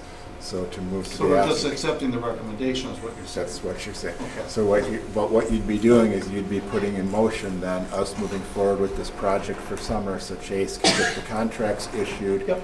And we're comfortable with our dollar amount and the situation we have with the dollars coming in from the fundraising group. So if we were to vote on that tonight, that's going to move all that process forward. And at some point, that's what we need to do. Yep. And are we ready to do that tonight? So moved. So move. Second. You got somebody, Rebecca? Yep. Okay. So can I just clarify the motion so that I have clarity to it? So you're making a motion for the AstroTurf synthetic turf bid as Chase has articulated in board book. Does that also include the options to consider the contract C, D, and all the alternatives as dollars are available to address those? Oh, D is the scoreboard. Scoreboard. You don't want to include that. So I'm sorry. basically, we're talking A and C, including alternates. Yep. And then B is the construction. Well, do you want to piece. include D, because if there's a donor who wants to do it, why not have it on the table available? So it just gives us the amenability that they can continue to move it forward. It has the consensus of the board to move it on as dollars are available. I would say for the building, given the size of that needs to probably come back just so you can see where it is and we have a comfort level with the funding. So your motion is A, C, and D. A All optional alternatives. and B. Yes. And B is the last. Rebecca, can you scroll over to the bottom? Sorry. And The B, building. the B is the building as well. So that's not part of the motion? That's what I'm clarifying. Okay. It's all of it. I was saying, does that include all of these based on contingency of funding? Right. Julie? So my understanding is, we've committed $641,000. Yep. They're telling us they already have $775,000 raised. Right. And then they're Right. continuing to raise additional funds, correct? So we're agreeing in concept to give them the freedom to select from those options up to what they've fundraised. As they do, Correct. that's absolutely correct. Okay, so. That's what I want to make, but all of those pieces Yeah. have. Clear. That's And, exactly and right. from our standpoint, we favor the AstroTurf as being the best option. Correct, and that's the recommendation Okay. from that All committee right, as well. great. Okay, that makes sense. Then we don't have to approve any of those alternates You because don't. that's all, I would just on say them that and their that's part of fundraising. the motion, that those are approved contingent Yes. upon dollars being Correct. available. Correct. I would submit that to keep this clean, everything that deals with the field, you know, is what you would put in there. Right. We've already said if you can get the 641,000 for the building, then you can go do it. But I think this kind of, if we exclude contract B at this point, just keep everything Keep it all in. related to the field. So you would not have contract B as part of that motion. That's correct. And Well, and But then are we Yes. gonna come back to contract B? as they're another never gonna motion? reach, well, No. I shouldn't say So that. if I mean, there's- it's gonna What- be a long time. I just need to know the before they process reach that then, number. to be able to communicate to the group how contract B wants to come back as dollars are available. Just bring it back. Why Just can't bring, we, just bring it back to the facilities Just committee again. bring it back. but then it has to come back here again, and we've talked about it for 6 months. Months. Why can't we just give them the latitude if they have the money? Are we saying we're just prioritizing the other things ahead of the building? I think those are just, I don't know if there's a prioritization to those there, Julie. I think that's just probably how Chase, you Didn't- landed them on. Haven't we already given them approval to go out on the fundraising for the building? We've given them the okay to go out on the fundraising, correct? Yeah, so. And- All of these are, what I want to be able to do is if they have dollars available and they want to do whatever the backup netting is, that we can move that forward as dollars are available. The same is true, and I think that they're looking for just the latitude that the building is still a viable piece in play, given dollars are available. If they have money. If they have- My motion was to make their job less cumbersome. We've talked about it. Yeah. We've said Yeah. we support it, We that they don't can raise it. Why put another hurdle in the way of the process? But by approving the options contingent upon fund, doesn't commit us to anything other than approving what they're going to fundraise. Right, And so exactly. let them create their vision, let them Yeah. get the job done. Yeah. And why put another hurdle in the way? As Joan said, this has been Exactly. 6 months. Yeah, Well, every I month we would talk make- about this. I would make two motions, one to keep it clean with the Well, field. then that's a because- counter motion, amended motion. Be- An There amendment. is a motion on the table. You're just For amending it, everything. pulling out B. All I Yeah. was trying to do was clarify what the motion was, since we had a motion and a second, but I wanted to make sure what was included or what wasn't included. I guess what I would suggest, to keep it clean, keep everything related to the field to the field. We can make another motion or have it so we can vote on contract for contract B. We, You know, Except and we that already way, did that way it kind of keeps all of your, we already keeps did that things though. clean. We already did that, Jack. We did that a long time ago. We told them they could. What we've agreed to thus far, and we walked through our process, is before we go out to fundraising, you have all the conceptual drawings and all of those Yeah. pieces come here. And we've agreed on the general concept Yeah. of their projects to go out and fundraise. Now we've gone out to bid, now we have the actual costs to those, and so now it's a matter of issuance of those contracts to move forward. So what we're stating tonight is that right now we're good with everything on the AstroTurf, the field pieces that are in the base bid. We've agreed upon our dollar amount that we're going to contribute. And the other piece that's still lying out here is just that as you have these alternates, to be able to move those forward and issue the contracts as dollars are available. The thing is, every one we take off adds another month onto their process. It does. It's not call up Randy and say, Yes. we got it, can we do it? Now it's got to come back to the board. Yeah. No, I'm suggesting having two motions out there, one that kind But of what keeps all difference these. will it make? It doesn't Jeff? matter. What Because what it keeps the difference will it paperwork. make? I just want to What clarify paper? that the turf is done first. Yes. Rather than- As long as we're doing that, that's fine. Turf's breaking ground, I think, like the 14th issue. That's already And coming. you're clear that they have that understanding. We're good to go on that. Okay. Then let's just vote on the motion at hand. David? The one thing you brought up earlier, Randy, about the concept of starting some of the building pieces and maybe fleshing them out later in construction, I don't like that. Yeah. I don't like the idea of seeing an empty shell building without running water. Right. I don't like the idea of seeing a donor wall with nothing sitting behind it. Sure. Or, half-finished buildings because we got partway through the money, but then for some reason we made a change at the end, and all of that. I'm fine with the concept of a building once they have all the money together. I'm not fine with the concept of half a building when you have half the money. I get where it's sometimes difficult with donors or whatever, you're trying to raise money, you gotta start showing progress. But the problem is, the only reason I wanna see the building come back in final state is because if there needs to be modifications based on where their money is, we need to figure out what it is that's gonna be sitting out there, and we're responsible for it. I think something you could do is I realize that this is a final plan with a bid with dollars associated with it. If there is a review of anything with regards that alternates from that initial plan, then that could come back here for consideration. So if you're looking to vote on this, it's as is, as bid, sitting in front of you.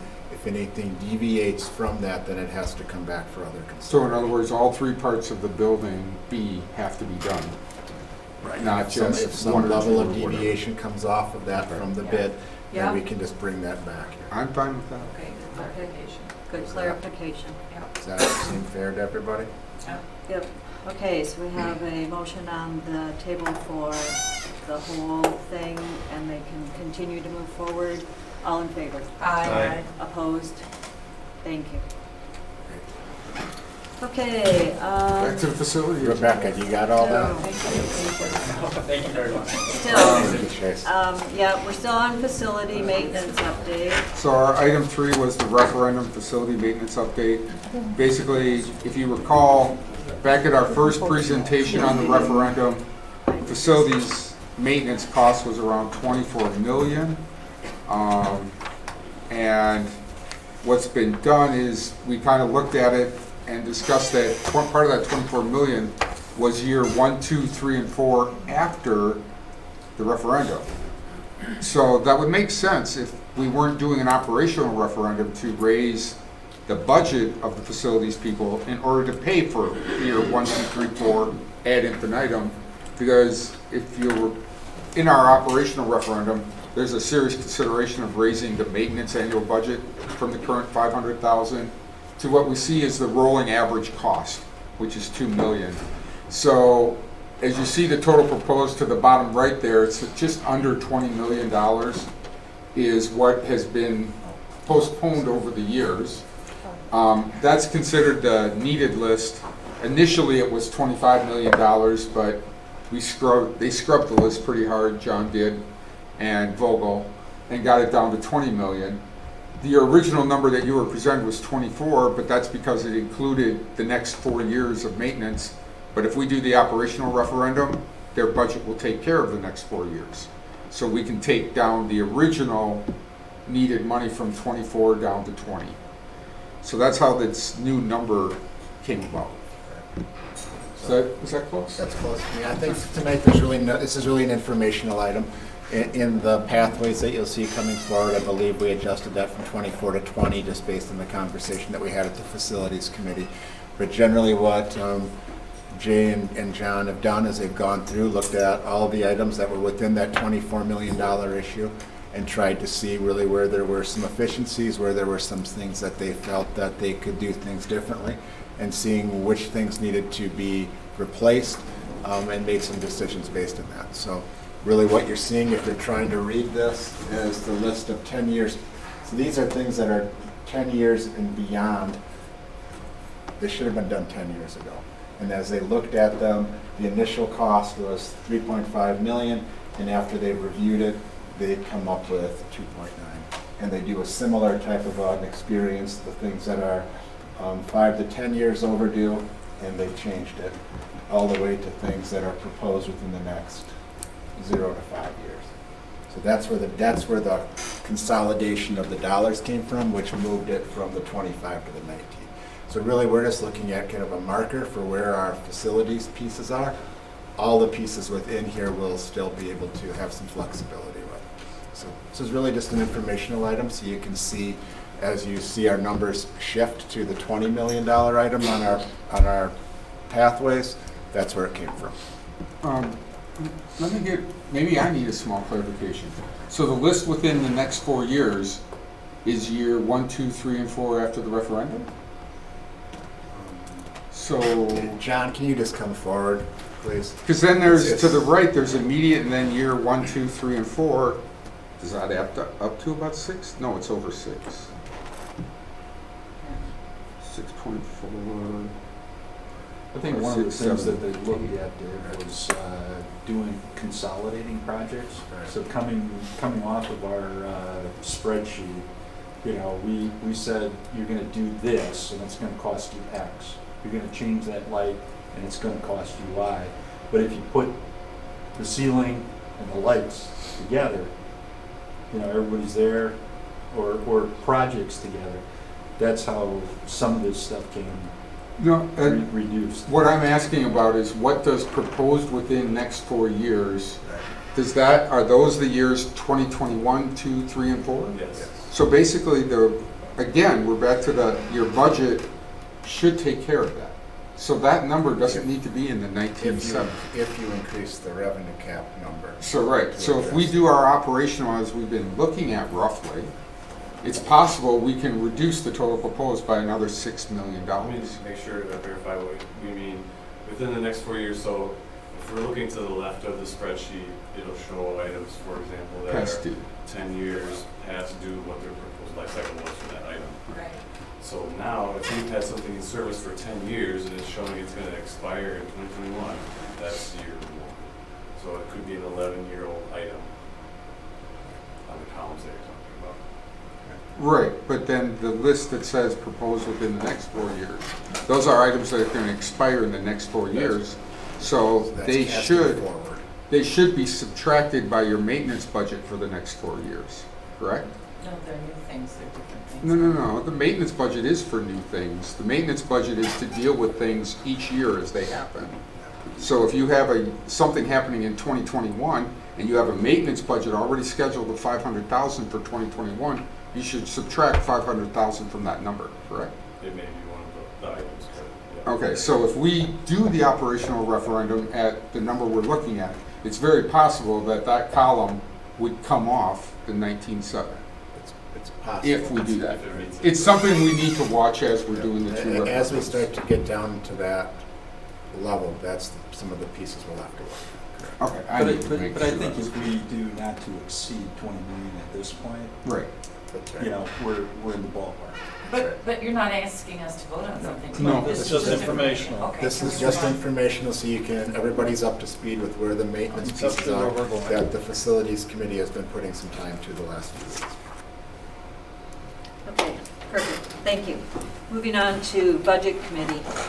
Okay, Randy, I'm just going to defer to you so that it's just sequence better, so go ahead. Oh, all right, all right. Budget planning timeline, we'll make this really quick. Rebecca, if you can just pull it up real quickly. This is just really to give you a sense of what we're really working off of is that first draft of the budget coming at the May meeting. And so that's really what we're trying to backwards map from right now. Diane has started to do some of our preliminary work in preparation for Steve coming back. Between now and the May board meeting, we do want to have that budget workshop. So those are some things that Steve and I will jointly pull together once he's back in the office starting April 1st. And there's some things that Diane and I and Brian Grabarski will start working on in the interim between when he comes here. We can go to the auditor services, so there's no action on the first piece. The next item we do need action on tonight. The budget committee did review our financial advisor services. This is our PMA and Michelle Weiberg. We asked her to revise her costs going into the next iteration of referendum work, particularly as we are starting to do some costings and then also wanting to secure their services as we go through this whole process post-referendum. We do have their proposed memo in front of us. Diane and I have reviewed that and find that is a very competitive proposal, given that it aligns with another local district who went through a competitive RFP through the process. As we've kind of vetted it out, we feel that it's worthy of recommendation. The budget committee approved it on a 3-0 vote to recommend it to the board. So we're looking for a motion on the financial advisor services to continue with PMA Financial Services. That's Michelle Weiberg is who our rep is right now. So moved. Second. Dave? Or Judy? One of the two. Judy can have it. Judy can have it. Any questions on that? All in favor? Aye. Opposed? Thank you. Yeah. The next item is debt defeasance. I'm just happy I can articulate those words, and I'm going to hand it over to Diane to be able to walk us through all the intricacies with regards to that process and the documents in front of you tonight. Sure. If you're familiar with the conversation that was probably had here at the boardroom last November, a typical bond sale always includes an option for the school district to pay some of that debt early. And so that bond sale would include a call date, and that would be the earliest date we can start to make some prepayments on principal. In the case of our 2015 bonds, the earliest call date is April of 2023. That's just 3 years away. So last November, the levy included a portion of debt service dollars to be used to defease the debt from the 2015 bond sale. So included in that, at that time, would have been an estimate of, provided with the purpose why would we do that. It's to save interest costs by paying early, just as if you would pay any of your personal debt off early. In this case, we had a proposal or a draft of what that savings would be at about $870,000. And if you're familiar with what's happened in the market lately, it's similar to bond markets, that our savings and our costs and the commitment for the district isn't done until the day we have this resolution. And as of today, the savings is still significant, but it isn't the same as what we had said last week of $870. The proposed savings is around $774,000. And that was at your table tonight. So if we, the important thing is we only have 30 days between the resolution and the day of the commitment, so we need to move this along tonight. It might be different a week or 2 weeks from now, but we don't see that the savings is going to increase because we wait. It's less time that the money will be sitting in escrow. So our recommendation would be to adopt the resolution. We'll continue to finish up with the last bit of paperwork tomorrow and the rest of this week. We have tax collections from January and February. We're ready to send that money on to the escrow agent at the end of March once the resolution is adopted. And then that will be held until April of 2023 when the debt will be paid for what would be a future 2035 debt. Yeah, so we're prepaying by quite a bit, by 12 years. We're setting it aside now to sit in escrow for 3. Move to adopt the resolution. Second. And we need to do this, any other discussion, questions for Dan? This is a roll call vote. Julie? Aye. Aye. Aye. Aye. Aye. Aye. Aye. Thank you. One more item for the budget. The other item in front of you tonight is draft borrowing scenarios and impacts for different levels of really illustrative or mock referendum amounts, both from a bonding perspective and also from an exceed the revenue cap perspective. So Rebecca, if you can pull up the document that looks like that. Okay. I think that's this one. Right now, yep, that's the one. Yep. You can increase it a little bit, that works. All right, so what we have done is taking into account the previous agenda item, we just approved our debt defeasance. This is actually projecting that we do a similar type process as we go into the next budget year for 2021 school year. We do something very similarly. It also is built off of, you can see at the very bottom, some of the assumptions of generally a 6%, 5% growth indicator for us as far as our property growth. I think that's still relatively conservative considering where we've been trending. And then you are able to see really from a mill rate perspective of what different levels of referendum fall under. Diane worked with Michelle Weiberg at PMA to pull together a scenario.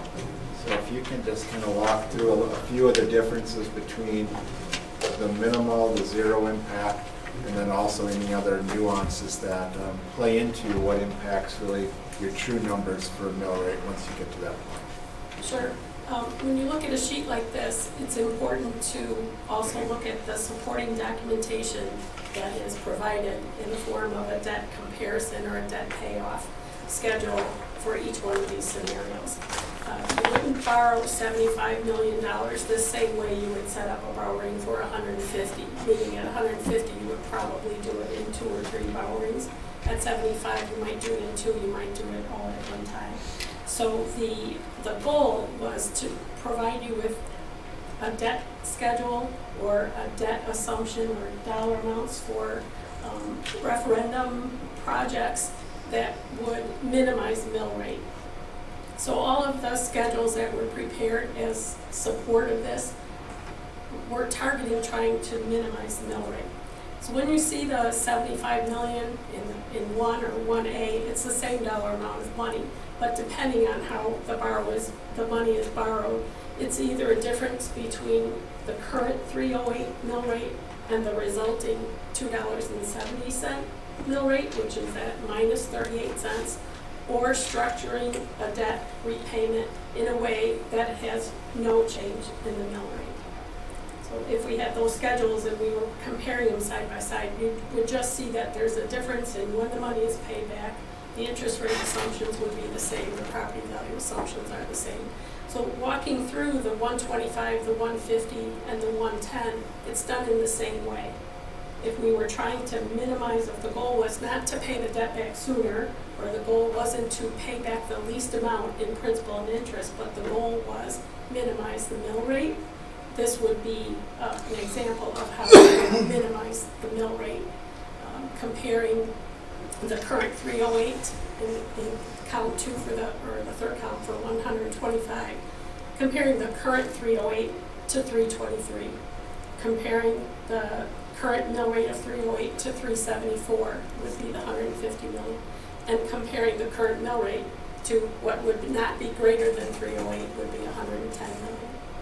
So the lesson in this is it's all in how you're going to stage the borrowing, when you're going to borrow, what size those will be, what the principal will be at the time. But key in mill rate, the key number is that property value.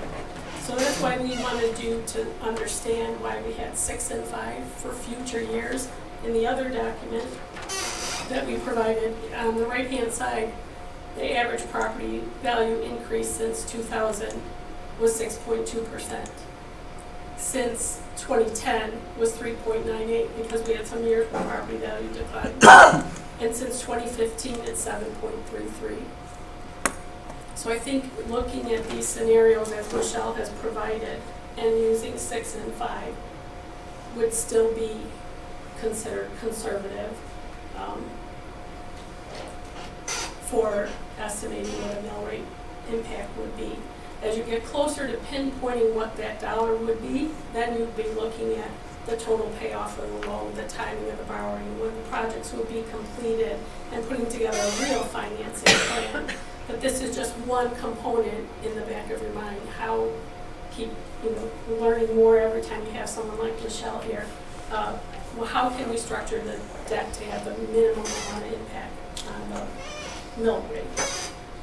And through the examples that she provided, you'll be able to make those comparisons, or at least sit and talk about this more with Steve and Michelle. But as you pointed out at our meeting too, another thing we should be aware of is that if you go to zero mill rate, the total cost of the project obviously is going to increase exponentially because you're paying less down early through the process. So you end up with a larger debt at the end run than if you increase the mill rate, you might have a lower debt total cost. Is that correct? Yeah, that's the difference between maybe financing a car in 3 years, you pay higher costs now, Right. In and 5 then years. each month, or financing it over 7 years. But your principal costs or your interest costs are going to be higher than if you pay it off sooner. That's the same thing with scheduling to repay debt. So your goals might be mill rate, your goals might be to minimize the total cost of principal and interest payments. Usually the district is working with a balance of the two. So the purpose of this, of our costing for the 75, 125, and 150 is as we start to look at those pathways, it at least gives you a benchmark of generally what, under one scenario and one borrowing scenario, what that could look like, so that you at least have a context. Once we decide all the components of the referendum, then we'll be able to put a more solidified plan together that'll tighten up some of what those projections are. So what is your term? Aren't these generally 20-year terms? For Yes, the minimizing If you borrow 3 times, then you have 20 years on the first, and you might wait a year, and you have 20 years on the next, and you have 20 years on the third. So depending on how the 150 is structured, you could have 23 years to pay down back the segments of the full project.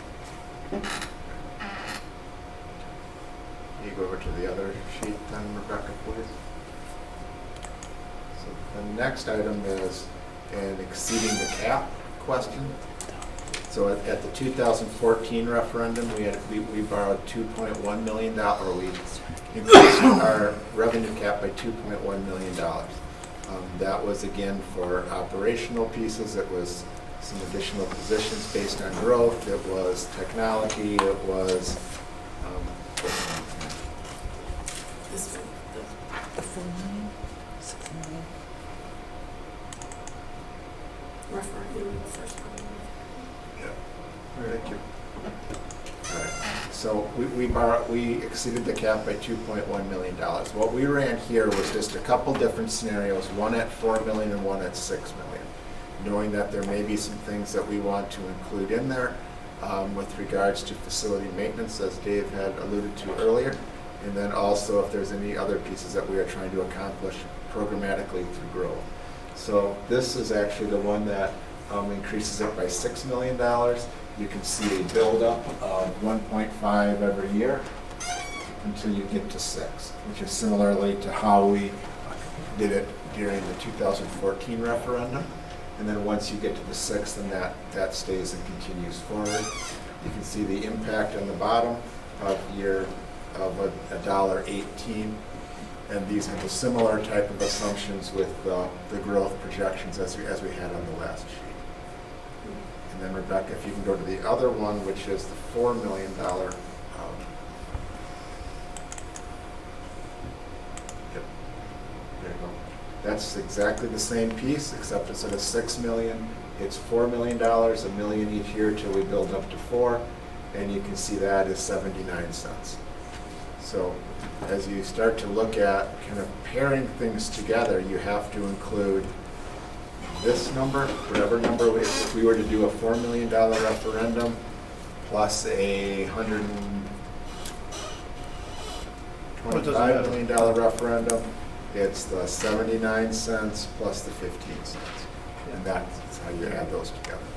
Anything you would add with regards to these? I would say you have to include, you have a 5-year forecast of what you expect to happen just with your Fund 10, Fund 80 budgets standing alone. You also have the referendum, the debt portion, and then you have the operating. So it's 3 pieces to get the total picture.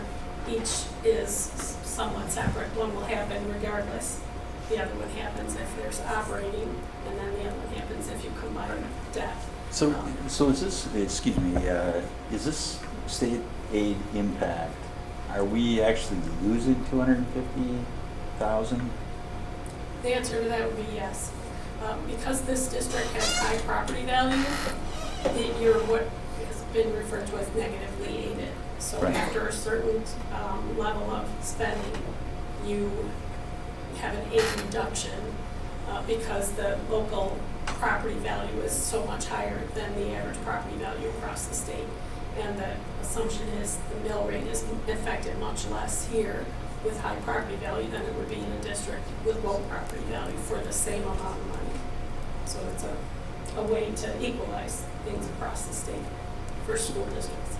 So the decision is that we either want to lose 250 or 375, depending upon if we do 4 or 6 million to exceed the revenue cap. You only lose the aid if you spend it. So, yeah, your assumption is you'll spend it all. But it is the aid reduction in the year following the year you spend it. So there's a difference in 500,000 too between 250 or 375. 120, you're referring to 125,000 of the increase of 500,000 really kind of comes out of our aid. So when you look at this, how do we, this is going to be future boards that make these decisions on where this money goes. How do, we're going to the taxpayer today and saying we want to put this $4 million into maintenance, so theoretically you don't have deferred maintenance, and we'll keep your facilities up. But budgets get tight, and we see this, and if we don't go to the annual meeting and say put that $4 million into Fund 41, then it could be used for whatever future boards might want to spend it.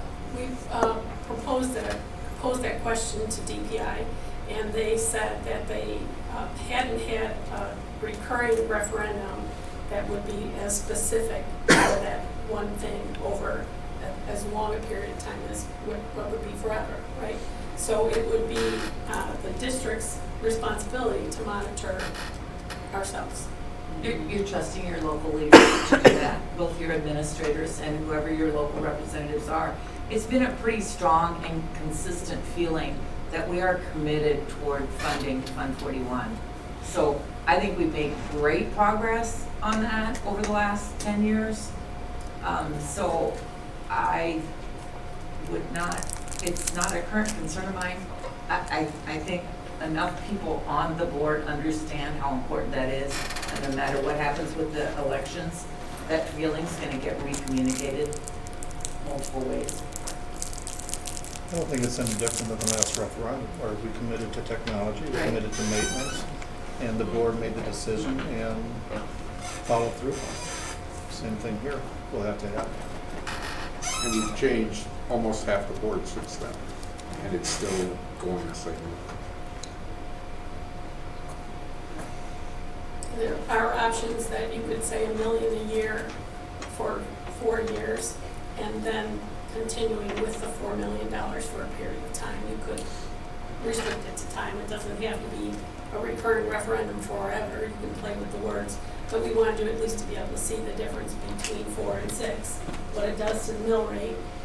Even if this was not a recurring referendum, the first 4 lines would stay the same, would be the same. Right. If you were saying 1 million, then 2, then 3, then 4 for 4 years.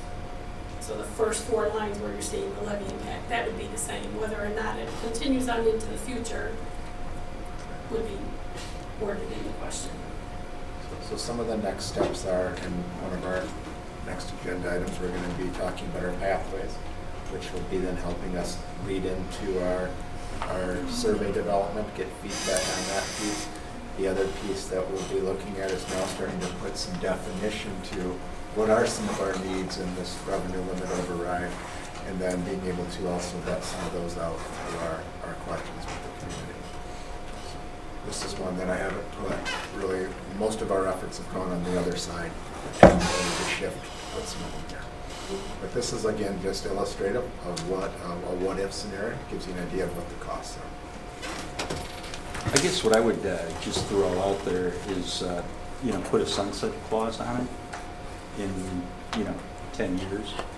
And the only reason I say that is, how do we know what education is going to look like in 10 years? And I'm just throwing it out at this point. But our operational referendum last time was about running a new building, in addition to the buildings we already had, and putting it into maintenance and technology as a budget item because we kept seeing a shortfall. Right. That's not something that changes in 10 years. The building doesn't go away, and whether education changes or curriculum changes, the cost of running the building is still there. If our operational referendum this time is maintenance and running a new building, how does that change based on how education changes? It doesn't. So I'm not sure where a sunset clause is helpful other than forcing more referendums. Well, theoretically, you're going to have more referendums anyways, because if it is a growing community, future boards can put that priority to it. Yeah, but now you're forcing monstrous operational referendums because you're adding to your stock and, well, it's obviously a discussion we're about to have. You're having to defend your current level of spending. Yeah. We need. We'll bring back some options. Madam President, Yeah. is it forbidden by process to jump to a different item versus going forward? It seems we're talking about the building, why not go to the strategic part right now? We're talking about the 6-year plan. Ties in with everything we've had up to this point. This was just information anyway. Or do you want to go through the committees first? I just thought it might be symmetrical. But Let's finish the committees. okay. Thank you. Thank you, Diane. I think we're moving on to curriculum committee.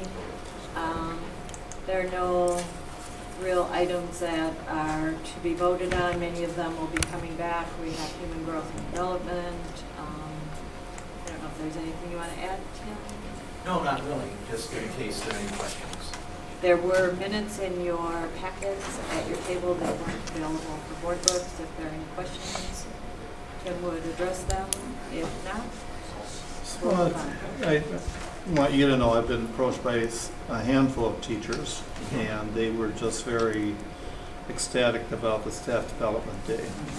Yes, Not only the keynote speaker, but also the modules that they had to go to. So thank you for your great work and your staff's work. You're welcome, and we try to bring that together. Almost all of those afternoon sessions were, well, I mean, you heard it actually earlier. I mean, those are our people facilitating almost all of those, with the exception of our keynote speaker who came in, and also our UW Business School friends who have been working with us. Thank you. Thanks, Tim. HR committee. It's my pleasure to announce that the HR committee was successful in meeting last week and hiring a new intermediate school and middle school principal. And we have the further good fortune and news to be able to tell you that Tim Omartz has accepted the offer, and so these two are up for our approval this evening. Tim, as you probably know, has been working as the assistant principal for the last 6 years. And before that, he was at Waunakee High School for 9 years, and before that, he was in Watertown for 5 years. He comes with a wealth of experience. Obviously, the staff strongly preferred and recommended him, and so we're really pleased to be able to announce that he's happy to take the position, which means we'll also shortly be posting for a new assistant principal at the intermediate. And secondly, the candidate who was forward and unanimously approved to accept the middle school principal position was Jeff Keenis. Jeff lives here in Waunakee, Westport. He has been an assistant principal at Middleton Cross Plains and working at their high school since 2014. He has 16 years of experience teaching math at Middleton, and he's currently enrolled in a doctoral candidate program in education leadership at Edgewood. He's lived in the area, in the district, since 1997. He has 3 children who are either currently within or recently graduated from Waunakee schools. He has a passion for team building, shared leadership, and equity. So both those gentlemen accepted our offers, and so with our approval tonight as part of the consent agenda, here we go. And we will just do that. Brian has it as part of the consent, as part of the HR report. Okay, thank you, Julie. Policy committee.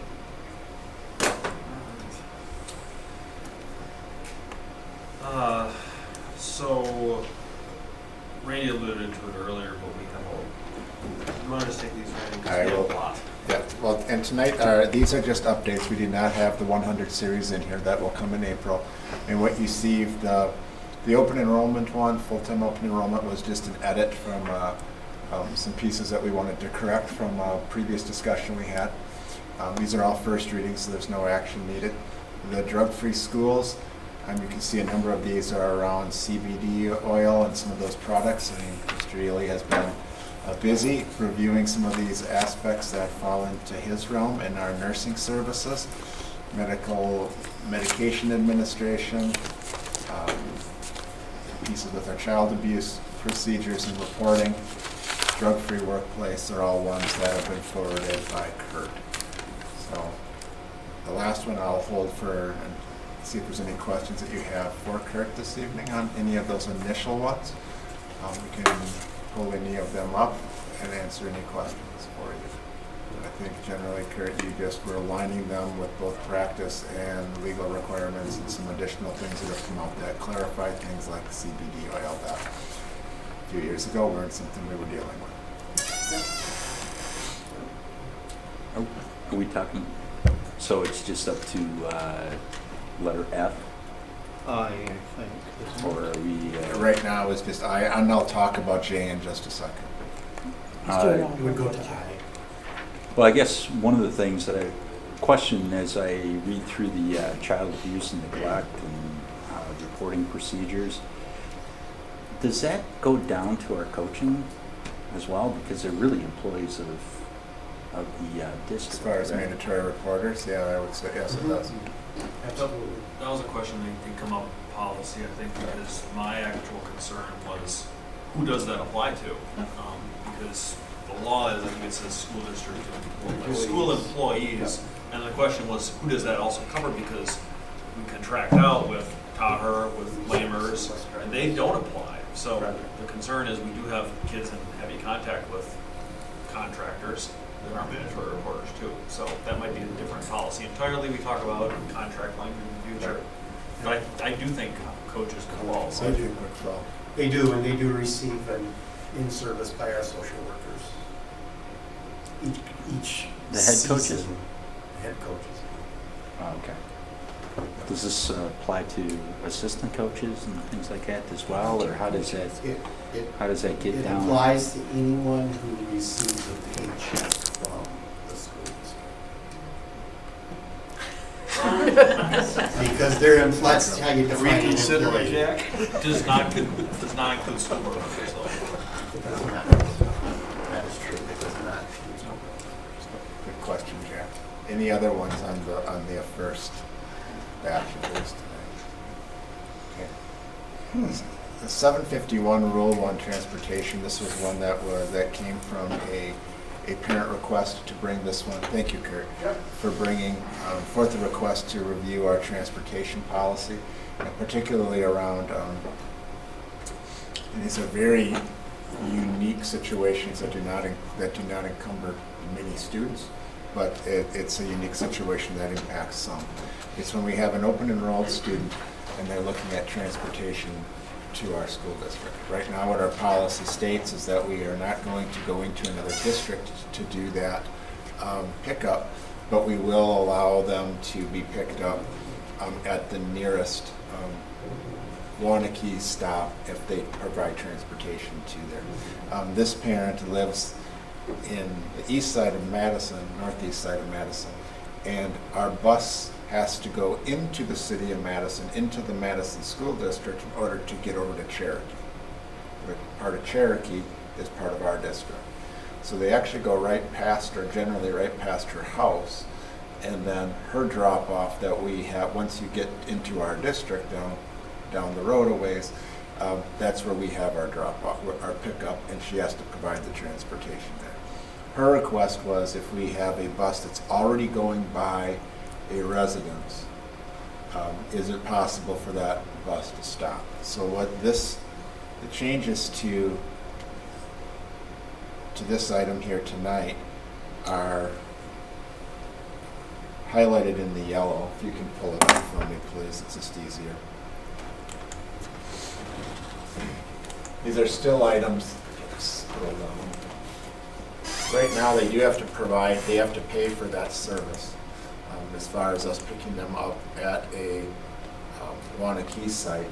So this really stays that there are still those pieces where they have to pay for the service, but it creates really a few different areas where we need to, I think where we could make this work. So the non-resident open enrolled student may request in writing a transportation contract to pay for services. They send that to me and may be granted if the residence is located on an existing Waunakee Community School District bus route, so it has to already be on the route where the bus is going past. Statutorily, we can't stop there. We need to have permissions by our board and the non-resident board. So that's what the second bullet point is. So there would have to be a request from our board, in this case to the Madison School District Board, and for them to grant permission for that to occur. And then the piece that I added is it also has to be on a safe pickup location. That was my next question. It's not on M or 113, is it? And you can see on the map, I believe. Yes, I forgot to. Yeah, and it may be a piece where it could be around the corner or something of that nature where it turns. But I think that's a piece we have to take into consideration is where's the road. Yep. So I think with those caveats, so that's generally where. Oh. So you do have it turning right off of that corner. So there may be a place. Is there a place somewhere within there that we could do a drop off? That's what would have to be assessed. So I didn't specifically. The language was written on what I think is what would be applicable. It's the places I think generally, and I didn't write it just specifically for this, right. But I look at it as the places where we run into this potentially the most would be in this location on the northeast side of Madison, and then as we go down County Q, and we hit down there by Orchids by the Acre, you get into a couple areas where you bounce into Middleton off of M and Bishop's Bay area. So there's a potential for that. Those are really your places, and maybe a place up in right on the edge of DeForest where we may clip in there up there by Vienna.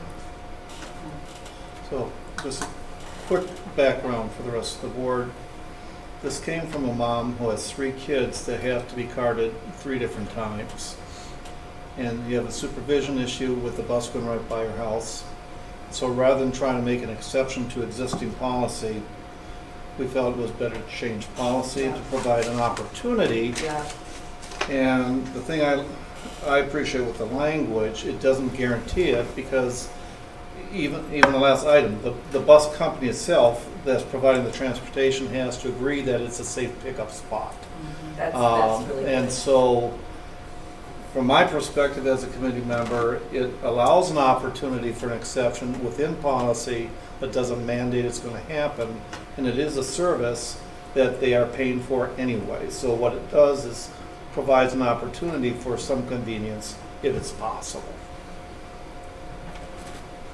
So that's the language. I just thought that needed a little bit extra explanation. So there's no action on any of these tonight. If there's any input on any of them, Rebecca and I will take notes of that and then bring it back for the second reading next month.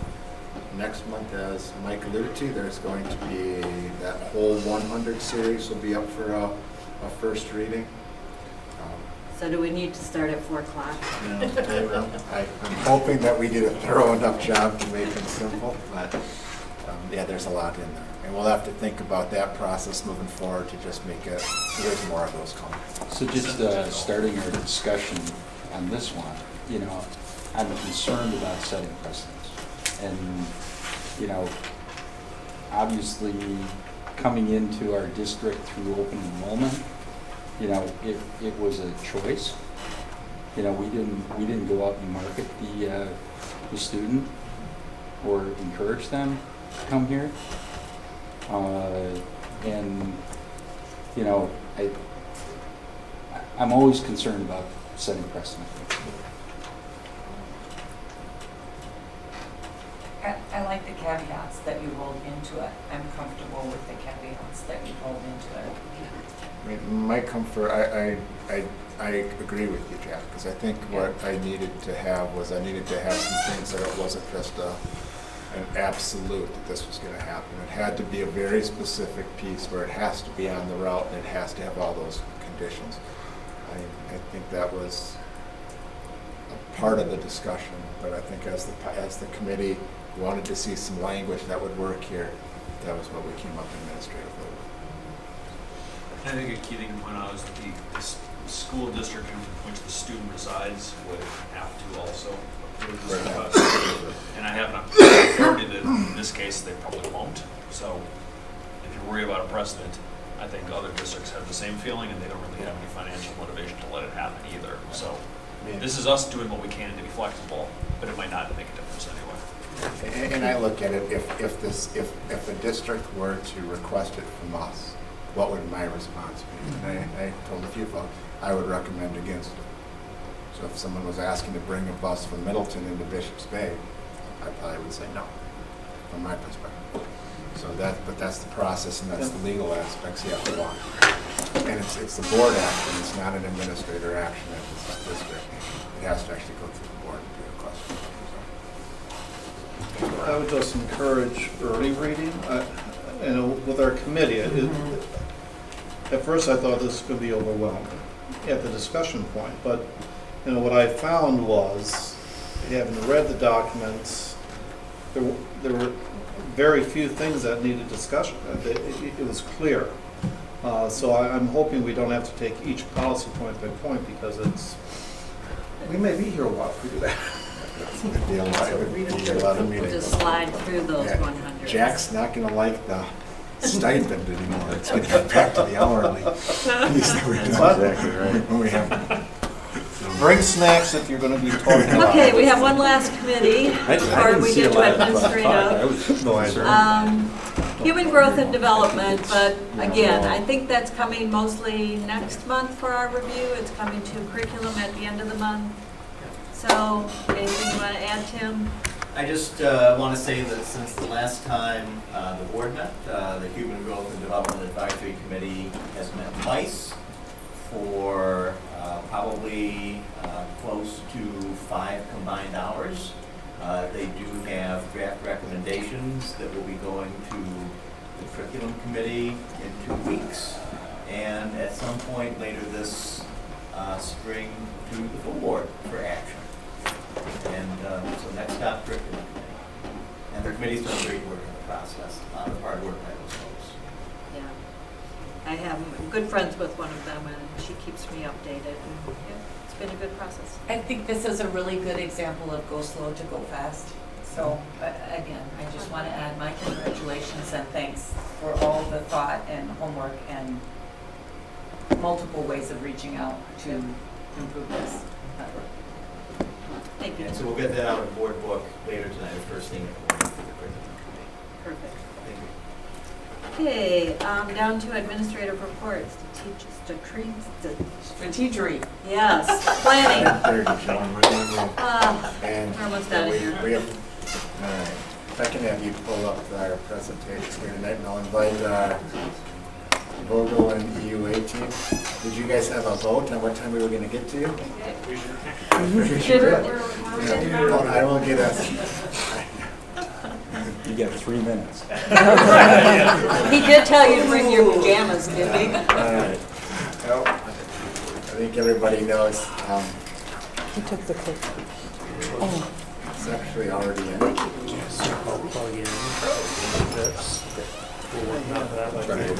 Right.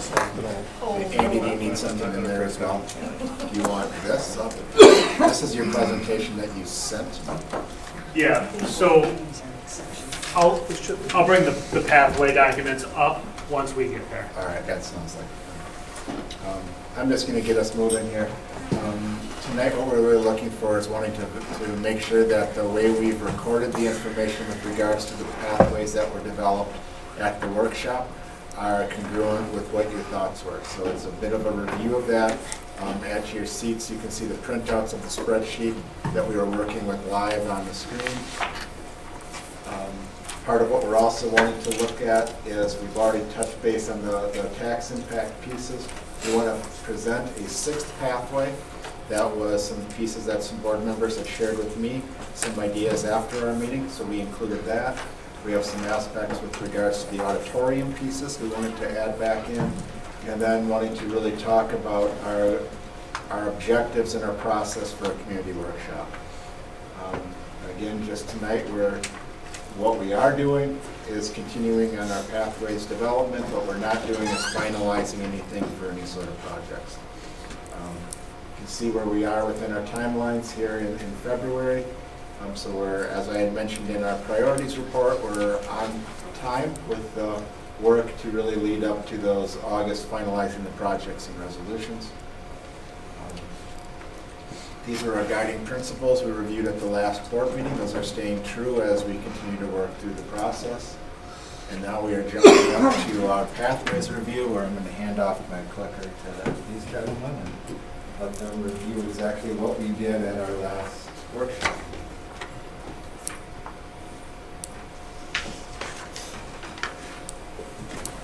Well, you know, I can talk about it if you want, but. February 25th board workshop. Just wanted to quickly review. We eliminated, when you think of the 4 heritage options, we eliminated first and second options. So that leaves the 2 options, one of which is to build an entirely new heritage school, and the other is to do a larger addition, about 100,000 square feet, and renovate about 40,000 square feet at Heritage. We also eliminated the second middle school option, which was to build the whole middle school all at once. Going forward, it makes sense to build in a similar fashion that we did with the intermediate school.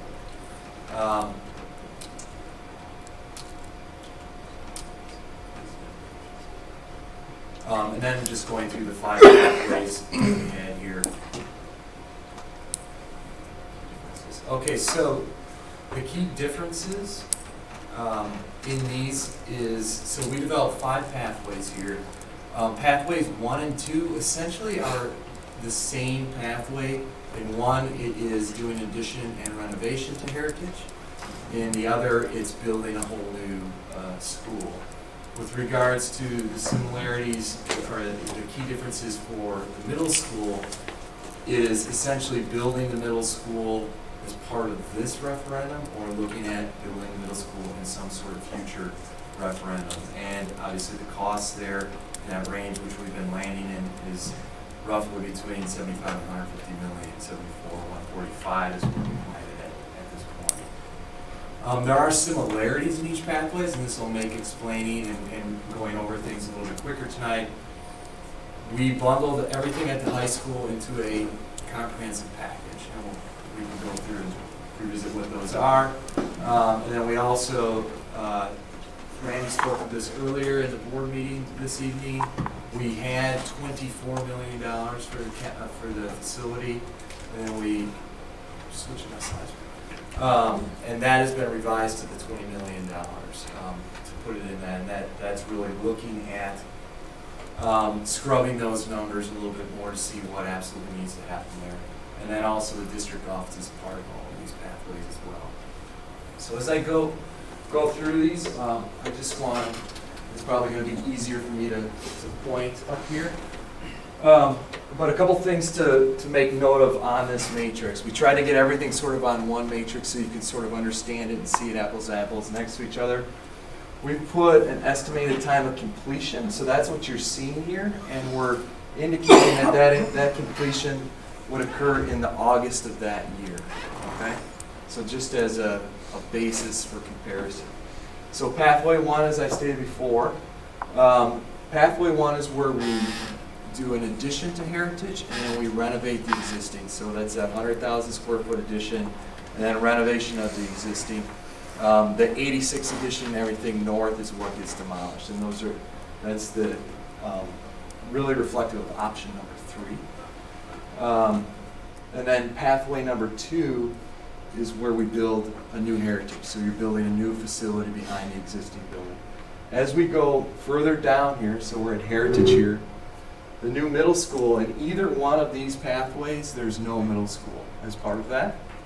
And then as we go further down, the things that were common that we just went over, high school, that list of items that we had identified at the high school, the work at the district office, and then the maintenance, the $20 million in maintenance. And you'll see on here that from this line between here and here, these are all remaining the same. So that's the same for every pathway. The only thing that changes is exactly how we treat elementary school and middle school. As we go to pathway 3, this was a pathway that was identified at the workshop, which said, what happens if you don't do anything at Heritage? So in pathway 3, there's no work at Heritage. And then you're building a new middle school at that point. And that's the only thing in that pathway in addition to the other 3 commonalities at the end. When we get to pathway 4 and 5, very similar to 1 and 2, only in 4 and 5 is renovation addition to Heritage or new construction at Heritage. But in these here, we're adding the middle school to that, and you can see the impact as you look at the total line, how that begins to increase as we go down.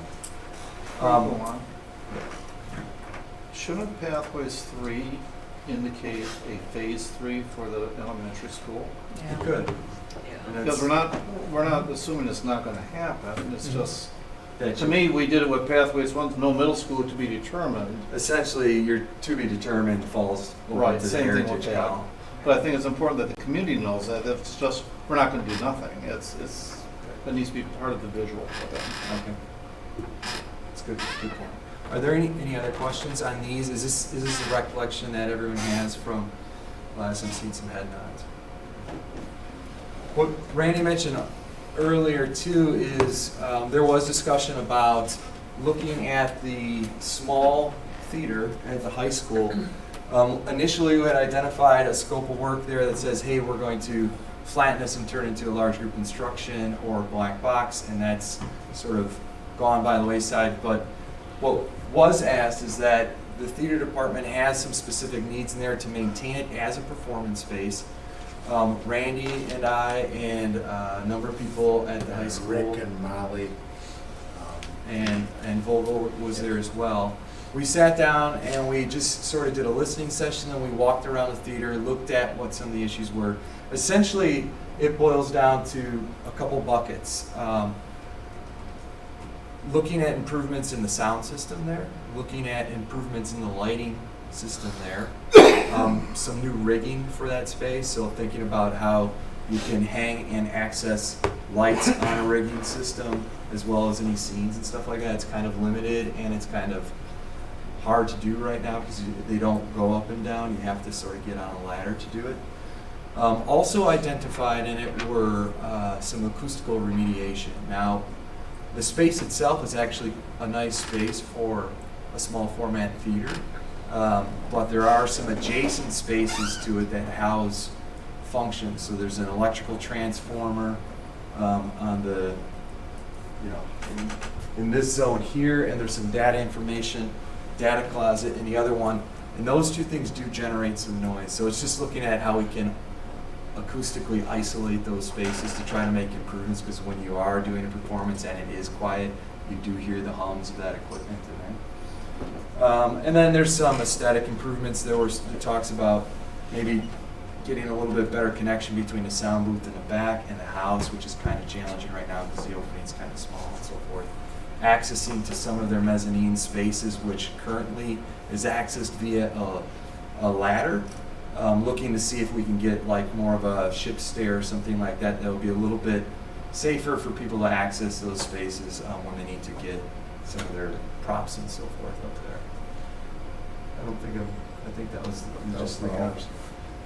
And then, so Vogel put some prices to that, just under $700,000. So, Jay, I don't know if you have anything to add to that. Yeah, just to give you an idea of the breakdown of that. Really, that aesthetic improvements, that was some of the finishes and stuff you would see. Flooring and carpet and paint is about 200 of that, and then a majority of that is going to the sound, lighting, staging, rigging, the curtain as well, and then the acoustical treatment as Chris alluded to. So the space Does had that received include new new seats. seats too or not? No, not new seats. We would So- maintain the seats as they are. The seats were new when the PAC was built. Okay. So the other thing that was brought up was the sixth pathway. I'm going to talk a little bit about. Chris, one sec. Randy, before we move on, do we want to have a little bit of conversation about whether or not that old auditorium space comes into any of those pathways? I mean, that would be an appropriate conversation at that point, or we can come Okay. back to it. So, Okay. I mean, I guess that is part of why we costed that out and Yep. spent some time there, was when you look at the bundling of all the high school projects, this was one we left out pending some additional information. So Exactly. that's the additional information. So I guess the question I would ask for the board is, do you feel that those improvements should be included into our high school package? Do we know how that place, how they use it? It's got very limited seating. Is it used very often? They use it by, the middle school uses it for some of their performances. That's where they do the middle school musical. It takes place in there. They also have some things through some of their smaller ensembles have used it in the past. And when they brought in some outside groups, they've used it for some of the smaller performances. But does it, if we did do a new middle school, then how would the middle school be using it? Well, I guess that's a question. Yeah. That is a question. Well, Does That's the a huge current question. plan Because we consider don't have- theatricals? Yeah. Right, we don't have a auditorium built into a new middle school. So there's not an So it's not in the plan right now? Not Oh, in we the don't at all. No performance space. There's no new performance space in the middle school. Correct. In the new middle school, those program plans do not include a new PAC or a new auditorium. Does it include new gym space? Yes. So there's And gym does- space, there's and all band your room? supporting music Yes. spaces Yes. for band, orchestra, Okay. Instructional spaces. not oral performance. instructional spaces. The thought is that it takes a similar approach to either the intermediate school, where they set up in the gym, or they travel to the high school. Yep. Now, there are some concerns from some of the music staff with regards to some of our larger performances, like when you have the pieces that occur in the fall, when we have 5/12 orchestra, that you start to max out our PAC, but those are the type of productions that push those. But as far as, I guess, we made some directive decisions, at least from a kind of a cost aspect. I mean, PAC is a pretty expensive endeavor. Yep. And then trying to, and did not add any of those pieces and wanting to look at how can we continue to use our current PAC. And I think the suggestion that Jack had about trying to improve this space made some sense to me. Depending what we can think about Pathway 6, that ties in nicely with the location, if that's what it is. right? It makes more sense if it's pathway 6 to But me. accessibility is a whole lot Yeah. better from there than. Why wouldn't you do it through all pathways if you make the decision in improving, the high school areas? Why wouldn't you just include that? And that's the question, I think, is when you look at the high school, I think we were having two conversations here. One was, do you want to improve the auditorium site at the high school and include that in the high school package? That's the question. That's where I would include it. Right. If you're in the school anyways and you're doing it, that, and it seems like it's used. Yes. You're getting some feedback from Rick and Molly. There's some things that absolutely, when you look at where places are stored, I think Chris was kind as far as the ladder system. It's a metal ladder system that goes up, and I think that trying to improve just how we access those spaces. The sound pieces I didn't realize we had kind of this adjacency white noise that was continuing to go on as in a performance space, and trying to see how we can improve that. And looking at having kids who are kind of operating the soundboard and the light board when they're sitting behind a window that sits lower than the window and over, and actually the window's not large enough to encumber the whole space. So as they're trying to do their performance pieces, there's definitely pieces within there that need improvement. And the lighting system probably needs some improvement. Yeah, it would be, There's a lot better lighting. this number would reflect the whole new lighting package for it and the whole new sound package. I would recommend you add it in as we're looking at the high school. It makes sense as we walk through the space. So, I apologize for getting off the trail. I don't have a problem with that, but I don't know if it's a fair question. So, how much would it cost on the new middle school to create a space like that? Yeah. As part of the plan? How much additional cost? That's something I can't Oh, throw a number at right now. To give you an idea, we're working with Cambridge right now, and they're doing referendum for a 498 seat PAC that's just shy of $10 million. So I mean, I don't know. You have to keep in mind that when you. I guess it's not. I'm just looking at, they do have a robust theatrical, forensics program, and with what they have there, is there a place in the plan that will encourage that? It's probably more so than what we currently have, but. So related to that, my comment was going to be, I don't think current use of that space is indicative of how much the space will be used if it's actually fully functional.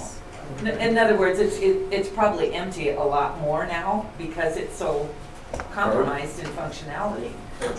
I think if we do these improvements, it'll definitely improve the utilization of it. Yeah. Edited? Editing. Edited, Andy. Across all, Yes. now 5 Yes. pathways, potentially 6? Yes. Okay, so then I just wanted to go over the 6th pathway. So it was brought up as a suggestion, and we decided to look at this and sort of explore it of what would happen instead of. So currently the plan has always been to build a middle school on the intermediate site and then keep any work at Heritage where it currently is.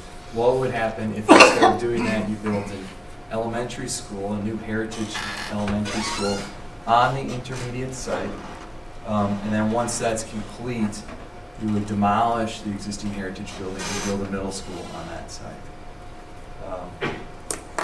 So for pathway 6, again, the remainder of those items don't change, but that's essentially switching those two. Yes, John. If I remember the discussion last time, how big is that site? It's So- like 7 acres or So 12 acres or So something your Heritage site is it's just shy of 18 acres. And you have about 17 usable. I put usable in quotation marks there. There is topography on the site, but you've got roughly about 17 acres. And when you look at I'm just gonna bring this up for reference point, but so this is the intermediate school property. If you were to sort of encompass loosely just that area there, you're roughly around 15 to 16 acres. So now this site obviously takes advantage that you have pre-existing circulation, you've got some other field spaces here. But this area here, compared to Heritage, is pretty similar. So we'll talk a little bit about this one here. So this is showing a footprint of a new Heritage Elementary School on an intermediate site. Some of the things that you can see here is that, well, I guess let me go over this first. It's the same as if you did option 4 on Heritage site in terms of square footage, capacity. That's all equal. Some of the things here which Randy pointed out that we're noticing is that one, if you look at the final capacities of each school, so if you did intermediate school and a middle school, those are 2,000 student capacity schools. So you have globally 2,000 students on the site. Here you're at 1,625, so you're a little bit less just on numbers on the site. And then you look at the start times of each of these facilities. The intermediate has a different bell schedule or start time schedule than your elementary school. So the peak drop off and pickup times on the site will not coincide. They're staggered. So whereas middle school, I'm not sure that's the case. I think middle school and intermediate are the same. So you got the same drop off, same pickup. So you either have to change that or deal with both of them at the same time. So what's the challenge of changing? Probably the number of key. Right now we're kind of split down the middle, but as far as like we have our for bus utilization. Yeah, it's you kind of Bus numbers. Yeah, it's how many buses that you're kind of doing these double loops. So changing the 5th and 6th grade to go on to the elementary, it's a question I would have to vet out, but it would change some of the programmatic pieces at the school, and it would also change. I'm not sure we could do it with the double bus runs the way we do it. Well, let's be clear as far as utilization there and as far as congestion, you want a different bell schedule. Correct. Yes. Right? Correct. That's right. That's what we... Yeah. The benefit of this plan is elementary kids come first in the morning, and then the intermediate school kids come an hour later, 45 minutes later. So you have the buses come in, drop off all the kids go into school, buses go back out, come back and drop off here, same with parents. So you don't have that coinciding of all those kids. And then the opposite is true at the end of the day. So the staggered start here is a benefit to the congestion of the. So we can talk, just the option 6, is this 800 student school? For elementary? No, 625. It would be the same thing as 6-track school, which gets you about 625 students based on your classroom standards that you have. So, on this one here, because you can run different schedules, you can do curbside pickup and drop off with buses. When we had the middle school on that site, we were thinking that that coincides as a communal pickup place in the back. So busing could operate the same. It operates a little differently here. You've got a drop-off sequence in the front of the building here, thinking that you see sort of that as you enter the site. You'd still be utilizing access points, 2 access points. The likelihood is there's probably going to be improvements up at this area here, regardless of whether it's a middle school or an elementary school. So where's your bus loop for the elementary school then? You're not using the same one in the back, are you? It would essentially be the same, but the buses would come in here. They could pick up curbside here, and then they turn around in the loop and go on. Yeah. And then when they come in for intermediate, they obviously queue where they keep now. You have a little less, theoretically, because of smaller square footage, a little less impervious surface here, so your stormwater requirements would be a little bit less. That's going to flip on you when you get to the other side, right? Okay, so let's look at the other side here. So again, this is the option 1 middle school, 800 students with a future addition. And the course spaces are sized for that future addition. So essentially what you're seeing here is the building being orientated along South Street. leaving space at the north end for future addition that could be added on, similar to what we showed previously. And then showing 2 independent drop-off sequences. So you have an entrance and bus pickup and drop-off on this side, on the back side here. So if you think about at the end of the day or at the beginning of the day, students could be dropped off here, either go directly outside or directly into school. And then the parent loop down at the bottom here. I was actually looking to see how much of the existing parking that you have there could potentially be utilized to see, well, maybe there's ways in which we could work with what's there with the existing grades and try to, you know, establish a drop-off here.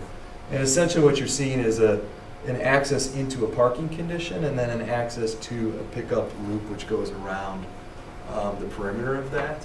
And then you'd have pickup and drop-off along this elevation here. There's lots of ways in which you can begin to think about that and handle that. One here is to think that instead of a single line queue, you can do a double car with line queue, which is something I've seen in other school districts. And then that funnels into a single line pickup type thing. Chris, where do you see the main entrance to the school? I would see main entrance occurring down in this area here. Chris? And I know this was sort of a limited time to put this together. Yep. And so I apologize if it's not a fair question, but is it potentially possible to push the structure in about it looks so close to the street for such a big structure. So this line right here is where your existing school line is? Is there what? Just to give you a point of reference, where your existing school elevation is, that's where this is shown right here. Okay. So it would be set back from the street, at least in this diagram, the same amount as where you're currently at. Right. And is the land agreeable enough to pull it back some? Is, I guess, a question. Do you think the current building is too close to the street? Yes, I do. It definitely Especially if you're is gonna down put a by, it's down by the elementary entrance is really close. You know, the old intermediate entrance isn't horribly close. We have some green space in front and adequate sidewalks, but our building doesn't go straight down, it kind of jogs out. Right. Down there by the entrance, that just seems on top of the street. To answer your question, yes, there's latitude in this. I mean, this is a diagram. You're giving up play space. You know, so the building hasn't been designed yet. We can design it. You're giving to up fit, play space. you know, so it's not that this is an ultimate width and it only moves. We can begin to narrow and begin to think about it. So that's something which will come down the road. But there's space for the plan.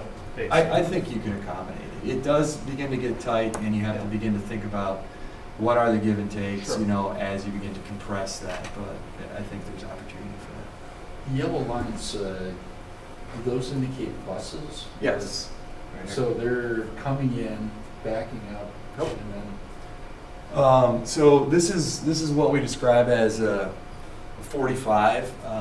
Having talked to a number of bus companies, they actually kind of prefer this method as opposed to end-to-end because it gets accessing the door to the bus away from the exhaust of the bus in front of it. There's also a little bit more room to work that, and it works pretty well for supervision because instead of stretching this over a really long distance, you're compressing that down so you can actually get some out there. So the way this works is buses will come in, then they'll pull in at a 45, but they have to leave in sequence. But they don't have to back up at all. Bus companies pretty much don't ever back up on a site. So this bus will be at an angle where it can pull forward and go out, and they all follow in unison that way, and that's how those work. We've done them at a number of schools. So. Just also for reference sake, because we're thinking about how big is the site, what's left over. So this is actually a snippet of the lacrosse field over at the intermediate school. So you get a sense of reference as to how big that area is, just from what you're seeing here. So basically, one big advantage here is we're not messing with the track or the football field or anything. Well, there's gonna be, this is gonna be all dug up here, but you potentially, maybe, we haven't really talked about, but maybe the track can remain untouched if we can avoid that. I don't think you're gonna need more area than this for a geofield. One benefit, I think what you're getting at, Dave, is that you would be able to have a middle school where you have some of their practice facilities on site. I mean, I gotta look, when you're looking at Pathway 6, the one big drawback is the fact that you have the problem of waiting 5 years to build the middle school, because you have to build Heritage, move those kids, and then come back and build the middle school, and you're gonna have that appreciation in construction costs. So that costs us about $2 million by having to put that project off. But the advantage of not having to mess with the track and the football field, and the cost savings of not busing kids all the time, I gotta admit, I think it's something we're gonna have to flesh out to see that the cost savings really probably give us a break even, because we're saving operational costs on the other side. It won't be a total break even, but it'll be, over time, you'll do better. And because of the delta, the time difference between, you have to finish the elementary first, do you have to do some of those intermediary steps at the middle school that we talked about in some of our other pathways? About the secure entrance and about the 2 classes. Some of that, just based on some of those size of classes moving through, getting rid of the portable and doing, do you have to add that? That was a conversation that we had as we were talking about the pathway. And that gives me a question. When we look at the construct new and the time phrases on your Pathway 6, you have 2023 for having Heritage done.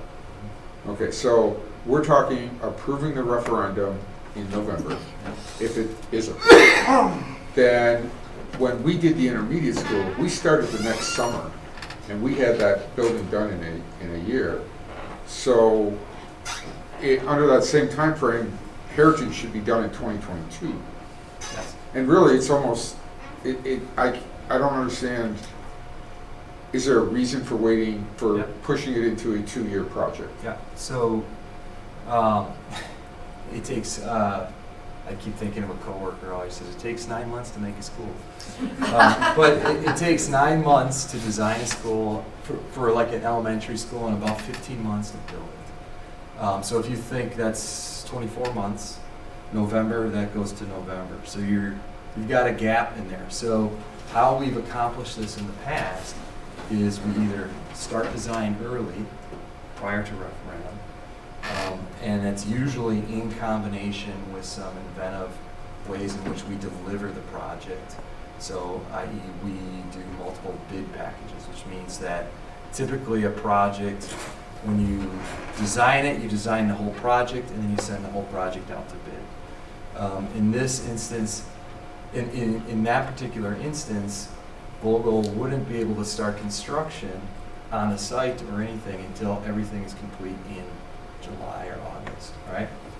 If you go to a multiple bid pack, we design site, foundations, superstructure first. They get started earlier. That allows us a little bit more time, which allows that 2-year to function. But it's usually a combination of multiple bid packages and an early design start. And right now, Dave, in that graph we've shown, assuming you would switch to a new school in August, even though in our Christmas grab we could get done mid-year. Yeah. So for So the that's, sake of what we presented that's today, the other should be pathway, August. which So they get a I don't want Christmas to say present. pathway to confuse it, but the other alternative, which is usually not very favorable, is to move in over Christmas. Right? So there's a lot that Not goes in into Wisconsin. moving into a new school and over Christmas break. Merry Christmas. Yeah. Teachers love So that. usually that's not an accepted. We did it. But Did now, you really? Now here though, you have, so 2 years to do Heritage. And then you have 2 years to do the middle school, but you could do the 9-month planning while they're building Heritage. So really, the middle school could be done by 2024. They need about 18 months. On Pathway 6. So we gotta wait till Heritage comes down to start the building, but the whole 9-month development process Right. could be done, so you could do it in 15 months. No, the middle school's a little bit bigger. You've got 13,000 square feet as opposed to 140. So We're 18 looking months at or 18 something. months right now. For the construction time. Yeah. And starting in the summer of '23. This just looks like a small site for the middle school. It's actually bigger, but it's Yeah, it's bigger. actually got more square footage, more acres. More acres. Than the current. Well, if you were to sort of look at the residual of what's left here on this side that hasn't been built, this is a little bit smaller than the heritage site in terms of overall area. It looks more condensed because you have the dense residential across the street, I think. If that was open. So the question I asked our team it's- was, when you're standing on the street view, what does this look like? Does this look like something that doesn't fit in the neighborhood? Right. This is a 2-story building. Parts of the intermediate school are 2-story as well. So Right. it's similarly in height with the similar type of setback off the road, I think is conceptually how you kind of draw it up. So if you think I think of the other thing that you're doing is the second floor, you're pushing back. yeah, I mean, there's So that visually, it doesn't look like a monstrosity. so and there are lots of ways in which we can break scale down, you know, so it doesn't seem like a massive building. But so if you think at your existing heritage building, the oldest part up at the north here, as far north, you know, that's 2 stories or a little bit more. Yeah. So you sort of get a sense of what that is. Yeah. Who knows? Maybe there's a way in which the building can, you know, step as it goes down, grade similar to the way it works now. You know, there are lots of things. Design hasn't been explored at all at this point, but we're confident we can come up with some solutions that work with the neighborhood in this area. You've got the churches there that are big buildings as well. Massive footprints.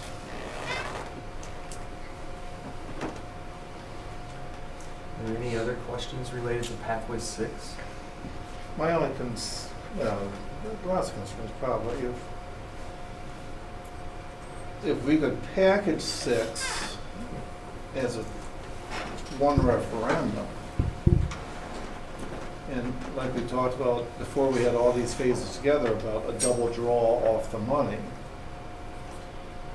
would we even want to spend the money to do the things we would have to do if we waited 5 years at the middle school till this is done? I mean, that's, my concern is spending money that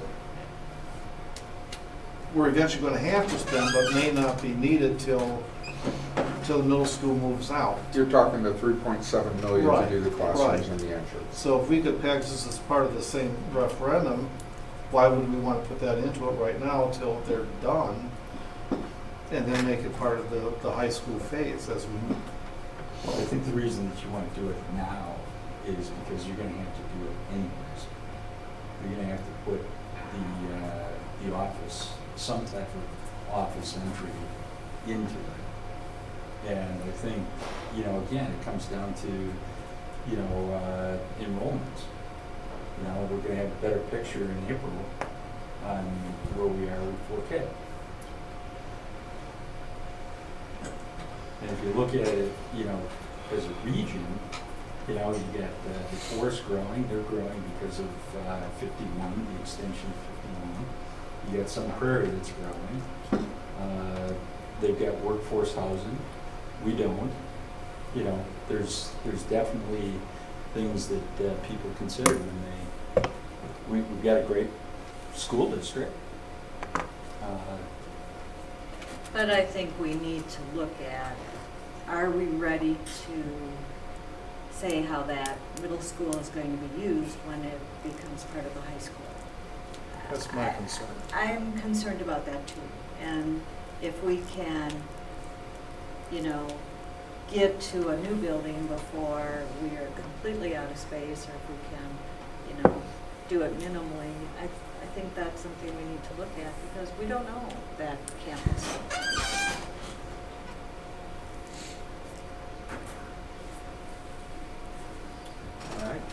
So this is very similar to what we saw earlier, but we just added pathway 6 down here at the bottom. So Heritage 2023 on the intermediate site. And then 2025 would be when the middle school is completed construction on the existing Heritage site.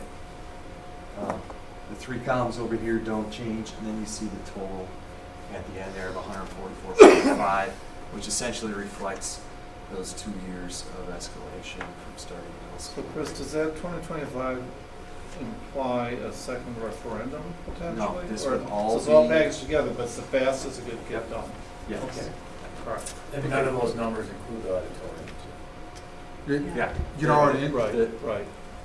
an interesting thing on Pathway 6 is Heritage costs us $2 million less to build it at the other site, which I think is kind of cool that you get a totally new school for $2 million less. In fact, it's the same price as if we keep the core old Heritage and just add the one big addition to the back, which was my favorite one at first.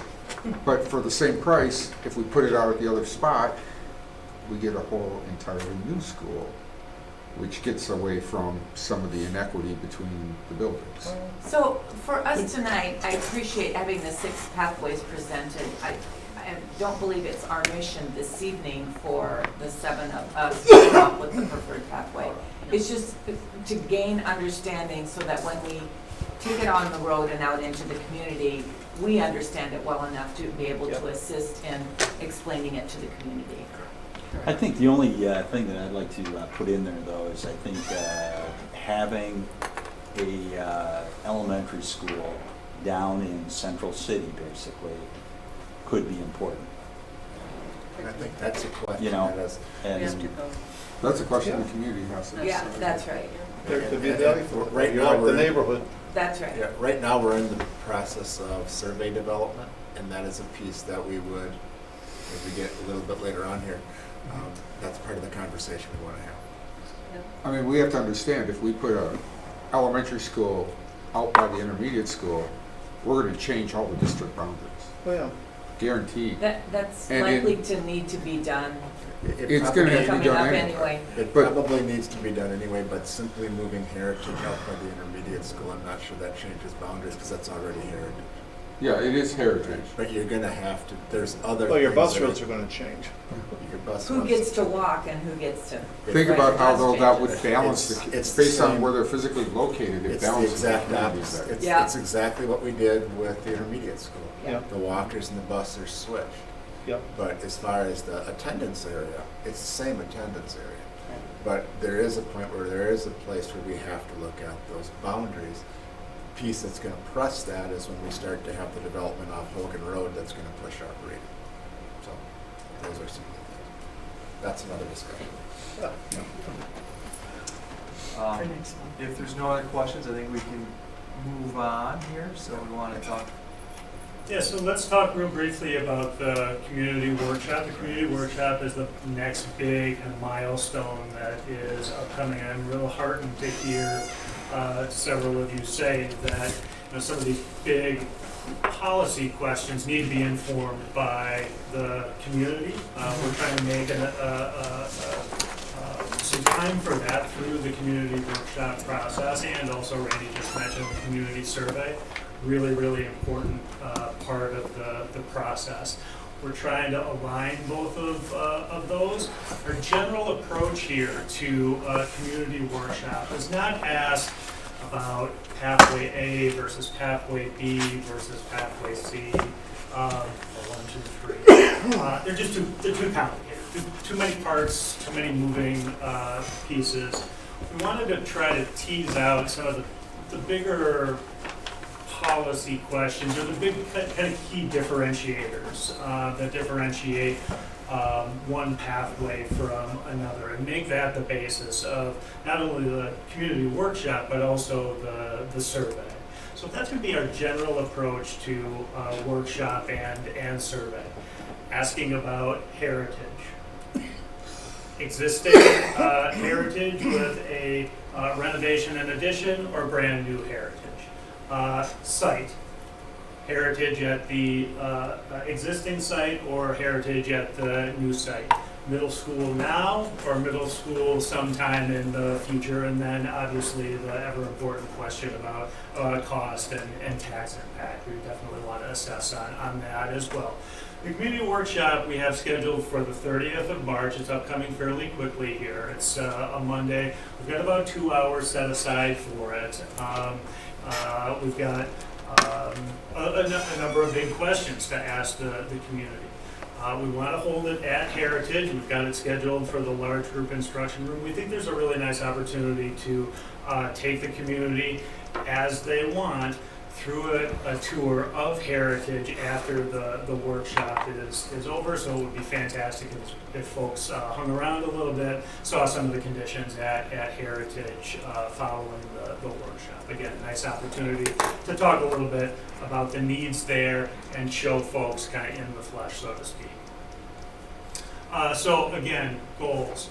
You have had a number of different opportunities, 3 of them, in this kind of workshop setting where you've been able to dive into facilities planning in quite a bit of detail, have some good conversation about it. We want to extend that opportunity to the community as well, provide a space where they can have a pretty detailed conversation about some of these big questions. We've laid those out on this slide, but also learn a little bit about the facilities planning process and get some of the context that everybody here is up to speed on. It's really important, I think, that we start from 2014, some of the needs that are out there, and really lay those out for the community before we get into these big question marks.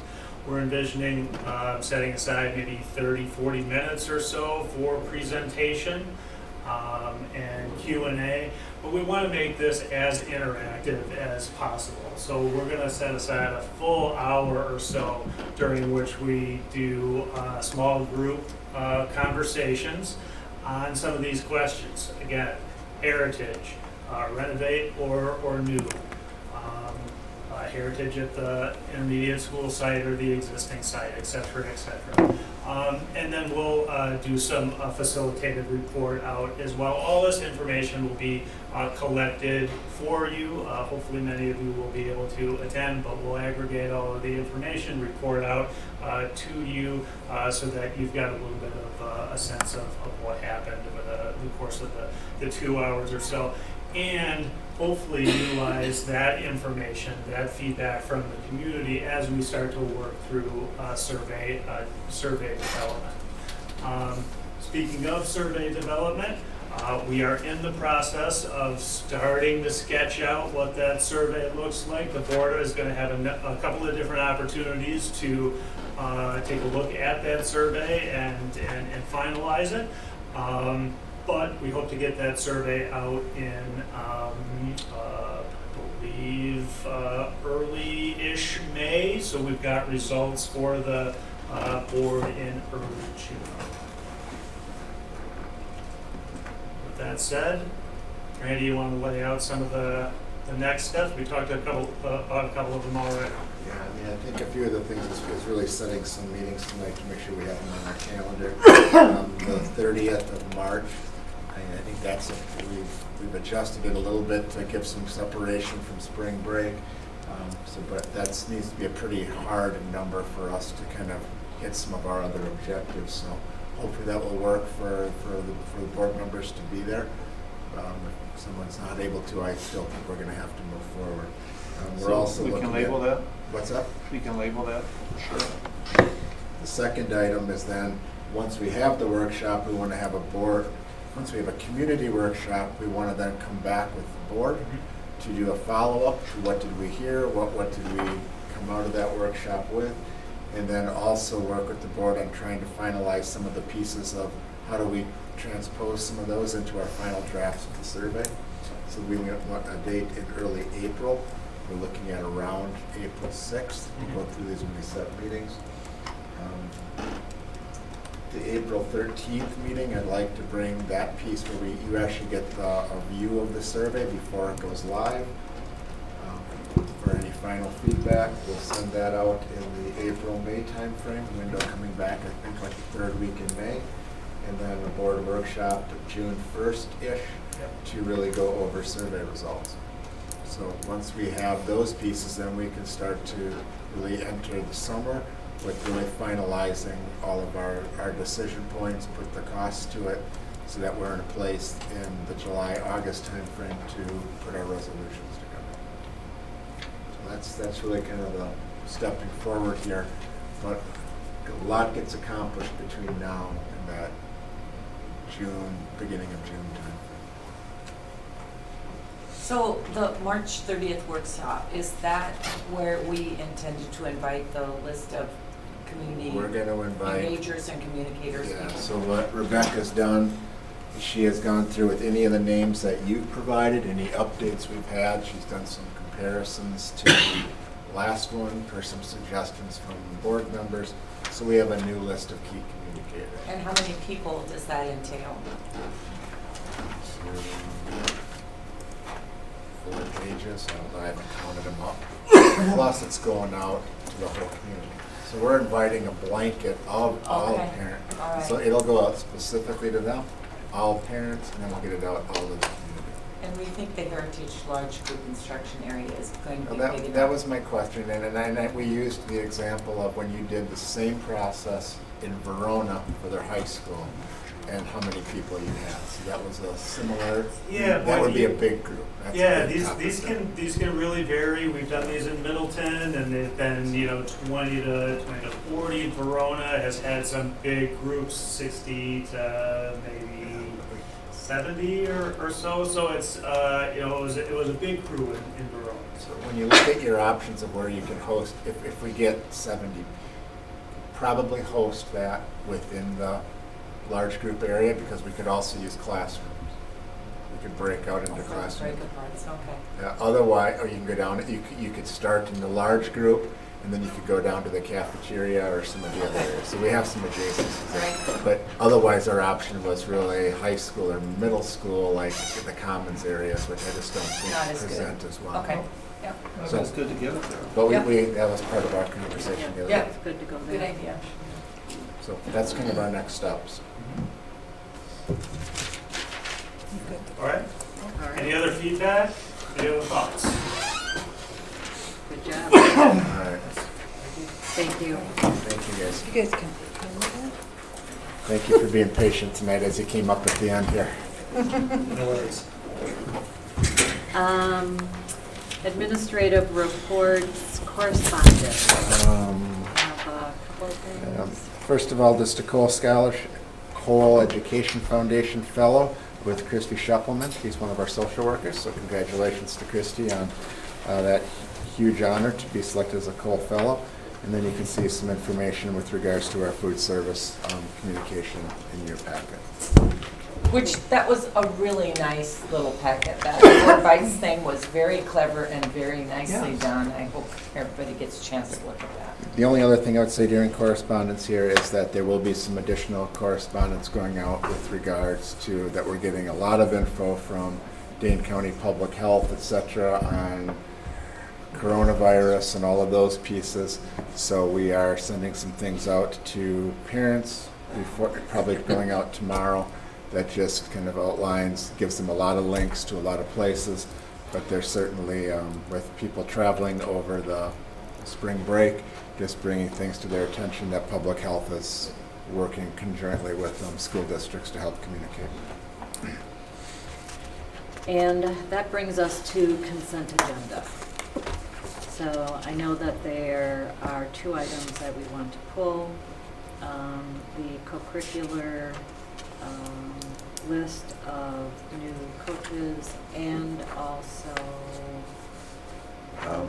you wanted The to leave pull the- request. You wanted to pull the softball trip. So Emily's leave request, and then you'd ask for softball, Yeah. Softball and then and the the co-curriculars. co-curriculars. So we have 3 items that we're pulling out. Softball field trip, the co-curricular hires, and the Emily request. Do we want to take a moment to recognize our donors from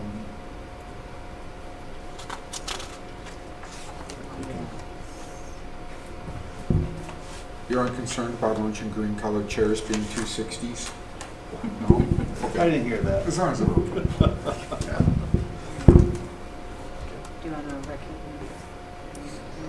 You just want, I just going thought, to I don't want to separate, but No, I Yeah. certainly would like to Yeah, recognize. that's nice. Yeah, just The a couple donation. pieces. Is you pay it forward, that's a donation from the Rotary for some of their work at Rotary Lights. How much? As they, $1,000. Thank you.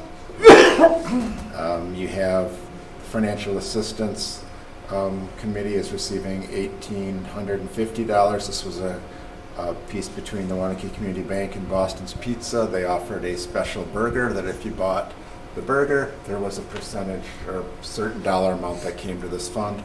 They'll probably run something similar again in the future. Furniture donation, this was one that I believe the high school was contacted with regards, and they took advantage of the furniture donation. Hauser Family Foundation making a donation towards some of the baseball work, and That was $750. thank you. Donation of a speaker for the cross-country team, which I don't have all those up on my... $500. Yep, thank you. And, the speaker then was also, total of $500. And then we had some equipment for the athletic training room as well. Very much appreciative of all those donations, quite a few of them as well. Okay, so entertain a motion for all of the items except the three that were mentioned. Move approval of the consent agenda with the exception of the 3 items we pulled. Second. Second. Any discussion on any of the items except the 3? All in favor? Aye. Opposed? Thank you. So one by one, let's work with the co-curricular. We pulled out the co-curricular list of hires. Move approval of the submission of co-curricular staff. Judy seconded. Any discussion on that? I'll just state I'm voting against it for ethical reasons, and I don't think we need to get into it any further at this time. Okay. All in favor? Aye. Aye. Opposed? Nay. Okay, let's do that 3 again. nays. Three nays. 3 nays. Oh. Softball trip? You want to make any comments, or should we move approval? Motion to approve. Let's motion. So Dave, Second. discussion. One, I really couldn't read the request because it was kind of illegible in board book, but I can kind of gather what it said. Overall thought, I mean, this is a scrimmage in Iowa to play indoors. I just looked briefly, and there's a lot of indoor places to play scrimmages in that are not 2.5-hour drives. So I didn't know more about it and couldn't really tell from the... I know one of the things is to add some clarification, sorry if it didn't copy well there. They were not able to get into some of the ones locally in Wisconsin that had that. They were already booked. So they were looking at ones that were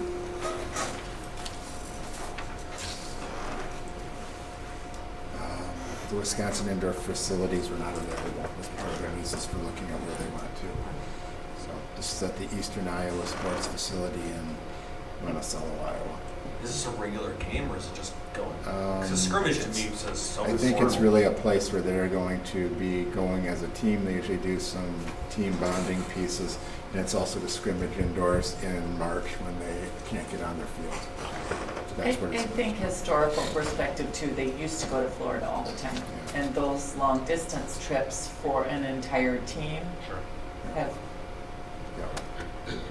recently not had we've made decisions in general not to approve that distance. So she's probably trying to work within the parameters that we've now revised and set to... Actually closer than going to Green Bay. There you go. Yeah.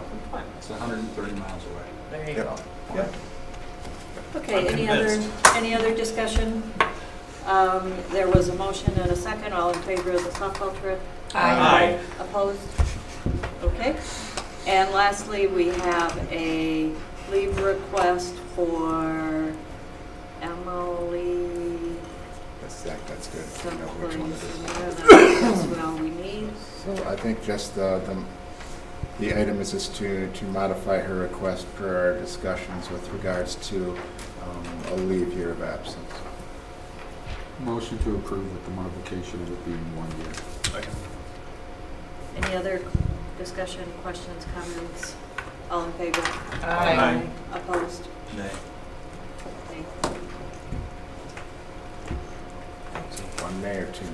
One nay. Okay, sorry. All right. And that is it for, Don't we have to vote for the consent or not? We did the We first. did that. Oh, we we did I'm that sorry. first. I'm sorry. It's only It's That's only all right, 10. it's late, you're forgiven. All right. Double checking is good. It's always good. 'cause- So I'm just going to kind of go through these dates. The 30th of March. I wasn't going to do that as a board meeting because that way you've got all the formalities of opening and closing. We can do it as a community meeting.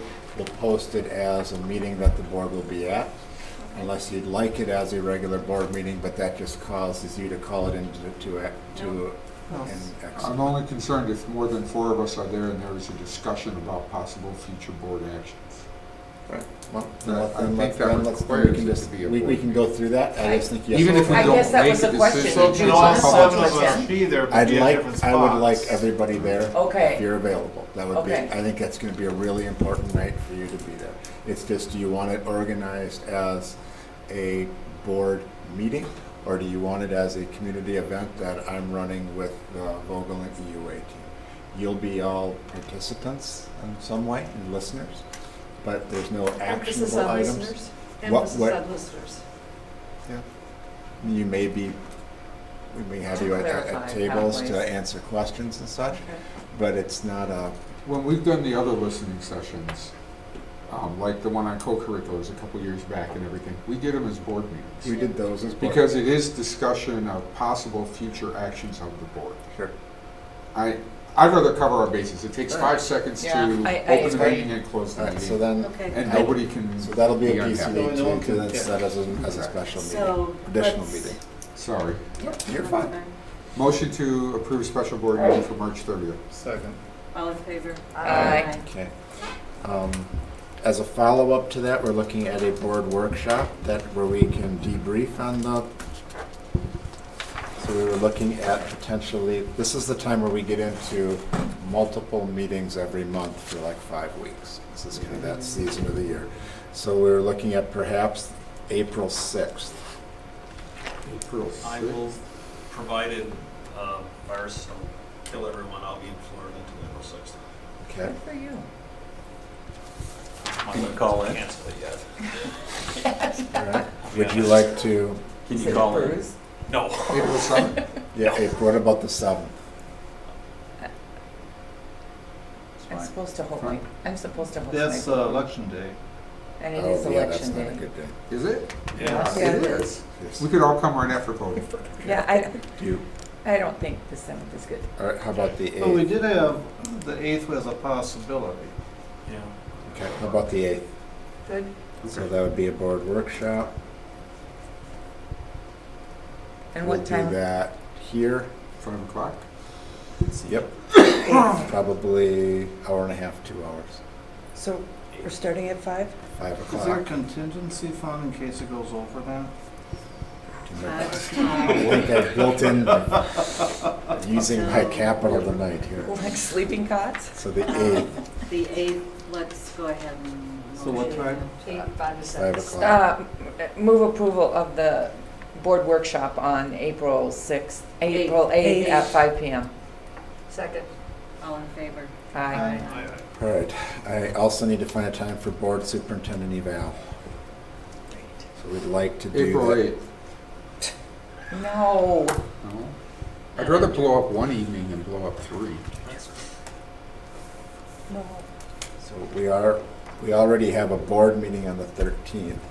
So we either find another, We really should go. what we want to do is do that while Julie's still seated on the board. And I think when you clarified the dates, she's seated through New the, the new board members start on the 27th. okay. or take office. I don't think we want 3 meetings that month, though, do we? We're gonna have more than. You're gonna have more than that. Okay. That's right. Because you have a reorg meeting at some point too later in the month. If we're having a 1.5 hour meeting, Then why why not don't we make do it a 3 hour the, meeting? I agree, do it on the 8th then. Okay. Rather, I don't want to piggyback the regular one, then. No, No, we can't maybe do just that. as long. No. We can't do So that. do we want to say 6:30 or 7? 6:30. 6:30. It's the aspiration. All right, let's do that. I think that So- makes sense. That'll get us to be, Say that again. So So- April 8th at 6:30, we're going to do our evaluation. Can't you just put 2 agenda items on one yeah, meeting? yes. Yeah, so are you Yeah. bringing snacks? I will bring, So, I mean, that's Okay. the it's summer on the hours. 8th. yes, Will Rebecca and do. I will. Sorry, I mean, that's, Rebecca will be helpful. that's like, How about we all bring something? I'll bring cream So corn. the 8th is at 5, and we're doing 2 things. Yes. We're Nobody gonna, else we're has gonna anything start else? at 5 and we'll do the Okay. board workshop. Yeah, and then the that's- evaluation. so we don't need to vote on that separate, do we? No. No, because we're just gonna do it. Do you want to set your board reorg meeting tonight? Sure. Sure. The earliest we can have it is the 27th, April. And we have to have it before the 27th of May. But we want it before the May meeting. Yes. Which is the 11th. Mhm. What about the 27th then? How about the 11th at 5? Well, then you don't have your officers for that meeting. Why not? You can vote them in at 5. You can, you're right, you can. I would recommend April 27th. You'd like the 27th? Yeah. How's that work? I like your I like chaotic it. version. April It's more 27th, Should before. At 5 again? 5 o'clock, That's good. okay? Okay, that's the reorg. Yep, reorg. Let's make a motion on that. I so Motion. move. Second. All in favor? Aye. Okay. Now, I do need to do a budget workshop, but I'm gonna wait Oh. till Steve's back to figure out when we're gonna do that. And that'll just, well, But you need a or should I committee, get that on the agenda? do you need a committee meeting though? I probably do, yes, this, yeah. Do you have to notice the Board of Canvassers, or that's all separate? We don't have to do I will, anything? we don't have to You do anything here, but Okay, I do. got it. that. Sorry. Well, let's take a look at this. Let's just put it on our calendar to see if we look at a board workshop, I'd like to have that before the May board meeting. So if we could look at potentially, April 27th? I'm not sure, man. How about I'd May rather have it the 4th? first week of May. How about May 4th? We could do May 4th. Well, But then, that board reorg is. why not do the short. board reorg on May 4th? We could. I mean, the reorg takes an hour. the reorg is really short. Yeah, so- It's none of my business, but isn't it nice if there's new officers to have time to meet with Randy to get the meeting together? But I don't know. But the 4th It's wouldn't 1 week be later. our meeting. I should say, Albert, I don't care anymore. I'll be gone. Bye. I mean, I do care. I do care. I just So shouldn't you be can giving do it input. if you'd like to do it on the, Why don't we just I do it just on the don't think 27th? I'm gonna have the board workshop pulled together on this, by the 27th. So I don't think that's not worth doing then. So. Then do them both on the floor. Doing both on the 4th, all right. Yeah. For the board workshop. So cancel the 27th. Yeah, organization. Cancel the 27th. But did we just vote for that? Yeah, you did. Now we have to, I'd like to make a motion to rescind the motion for the April 27th meeting. Second. all in favor? Aye. So I think we could do it on the 4th, we could do the reorg at 5, followed by the board workshop. Yeah. Okay. And we need a motion for that. Motion for a board meeting on April 4th for reorg and May 4th. May 4th. May 4th. For, may the 4th be with you. Reorg and. Reorg and The budget workshop. All right, Brian does need an HR meeting, is that right? Yes, he Okay. does, but he We said need a he took. second. Sorry. Yes, Okay, we need a he- second he for this motioned one. Second. Second, all in favor? Aye. Okay. He said he took a What vote, time is that, 5? 3:24 at 7 a.m. or 7:30 a.m. I thought we were going 8 o'clock. 7:30. He wrote down 7:30. So Okay. that's March 24th? Did we, Is it March 24th? I'm not I reading wrote his down writing. 7:30, but I March don't know. 24th, 7:30. I can Okay.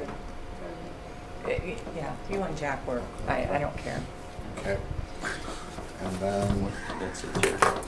I keep saying that, don't I? You got one more month to say? all right. I And just then don't care, but Budget Committee, Mark, you Julie, shouldn't be speaking out, that's all. Yep. Dave.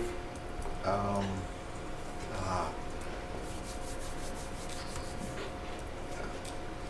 You want it before the 13th, right? I would, yeah. I'm just trying to. Well, you really want it before the 4th. Let me just right? hold, let me check in. I don't know where we're gonna put that. Well, you need Yeah. input from Steve on that anyways. Yeah. I'd like it before we do the board workshop. The week of the 27th is probably the one where it would make sense. That Oh, we before the need- workshop. Okay, so if I had a budget meeting the week of the 27th Of April? of April. You're Or what I I'm out can, of it. or what I can I'm do out is, of it. what Come we on, can do come is on. we can just hold on that, I can touch base with Steve, and then he and I can reach How about out to May the 1st? committee and, what's up? May 1st. Is that? I just need somebody Oh, is it? besides. Oh, I'm Julie looking at to March, sit I'm in. sorry. So, yeah. May 1st is a Friday? And I No, the wrong month. can do What's up? that. I can go to Okay, so if Joan wanted to go to the budget. Yeah, I was just If gonna you're say, I mean, I don't know what you want me to do. Right, I- but if it's after It's after May this. or April, Yeah. That's my tweener Except, time. yeah. okay, if we don't have another committee member, I'll Yeah, so it's important to get it in before the new committee or after, it doesn't not matter. I think I need it before we go into that budget workshop. I think, because it'll be starting to prepare that. Why don't we just set it for April 27th, 27th? We can do that. 5 p.m. 5 o'clock? Sure. Perfect, thank you. Figure out if you want me to come or not. Because technically, All right. okay. I don't care. Is that our date, Rebecca, when it shifts over? Yeah. The 27th is like the end of one and, The 27th I don't think is the there's, I first don't think day there's you any could police that reorg. won't. But any new board members could come in. New board members start their term on the 27th. But you won't have new committees yet. No, so that's So- what Joan said she would sit in. We'll talk about it, Joan. If you want to go, Good. you can go, and if you want me to go, I'll go. I don't care. All good. okay, so motion to adjourn. Motion to adjourn. Second. Second, all in favor? Aye. Aye.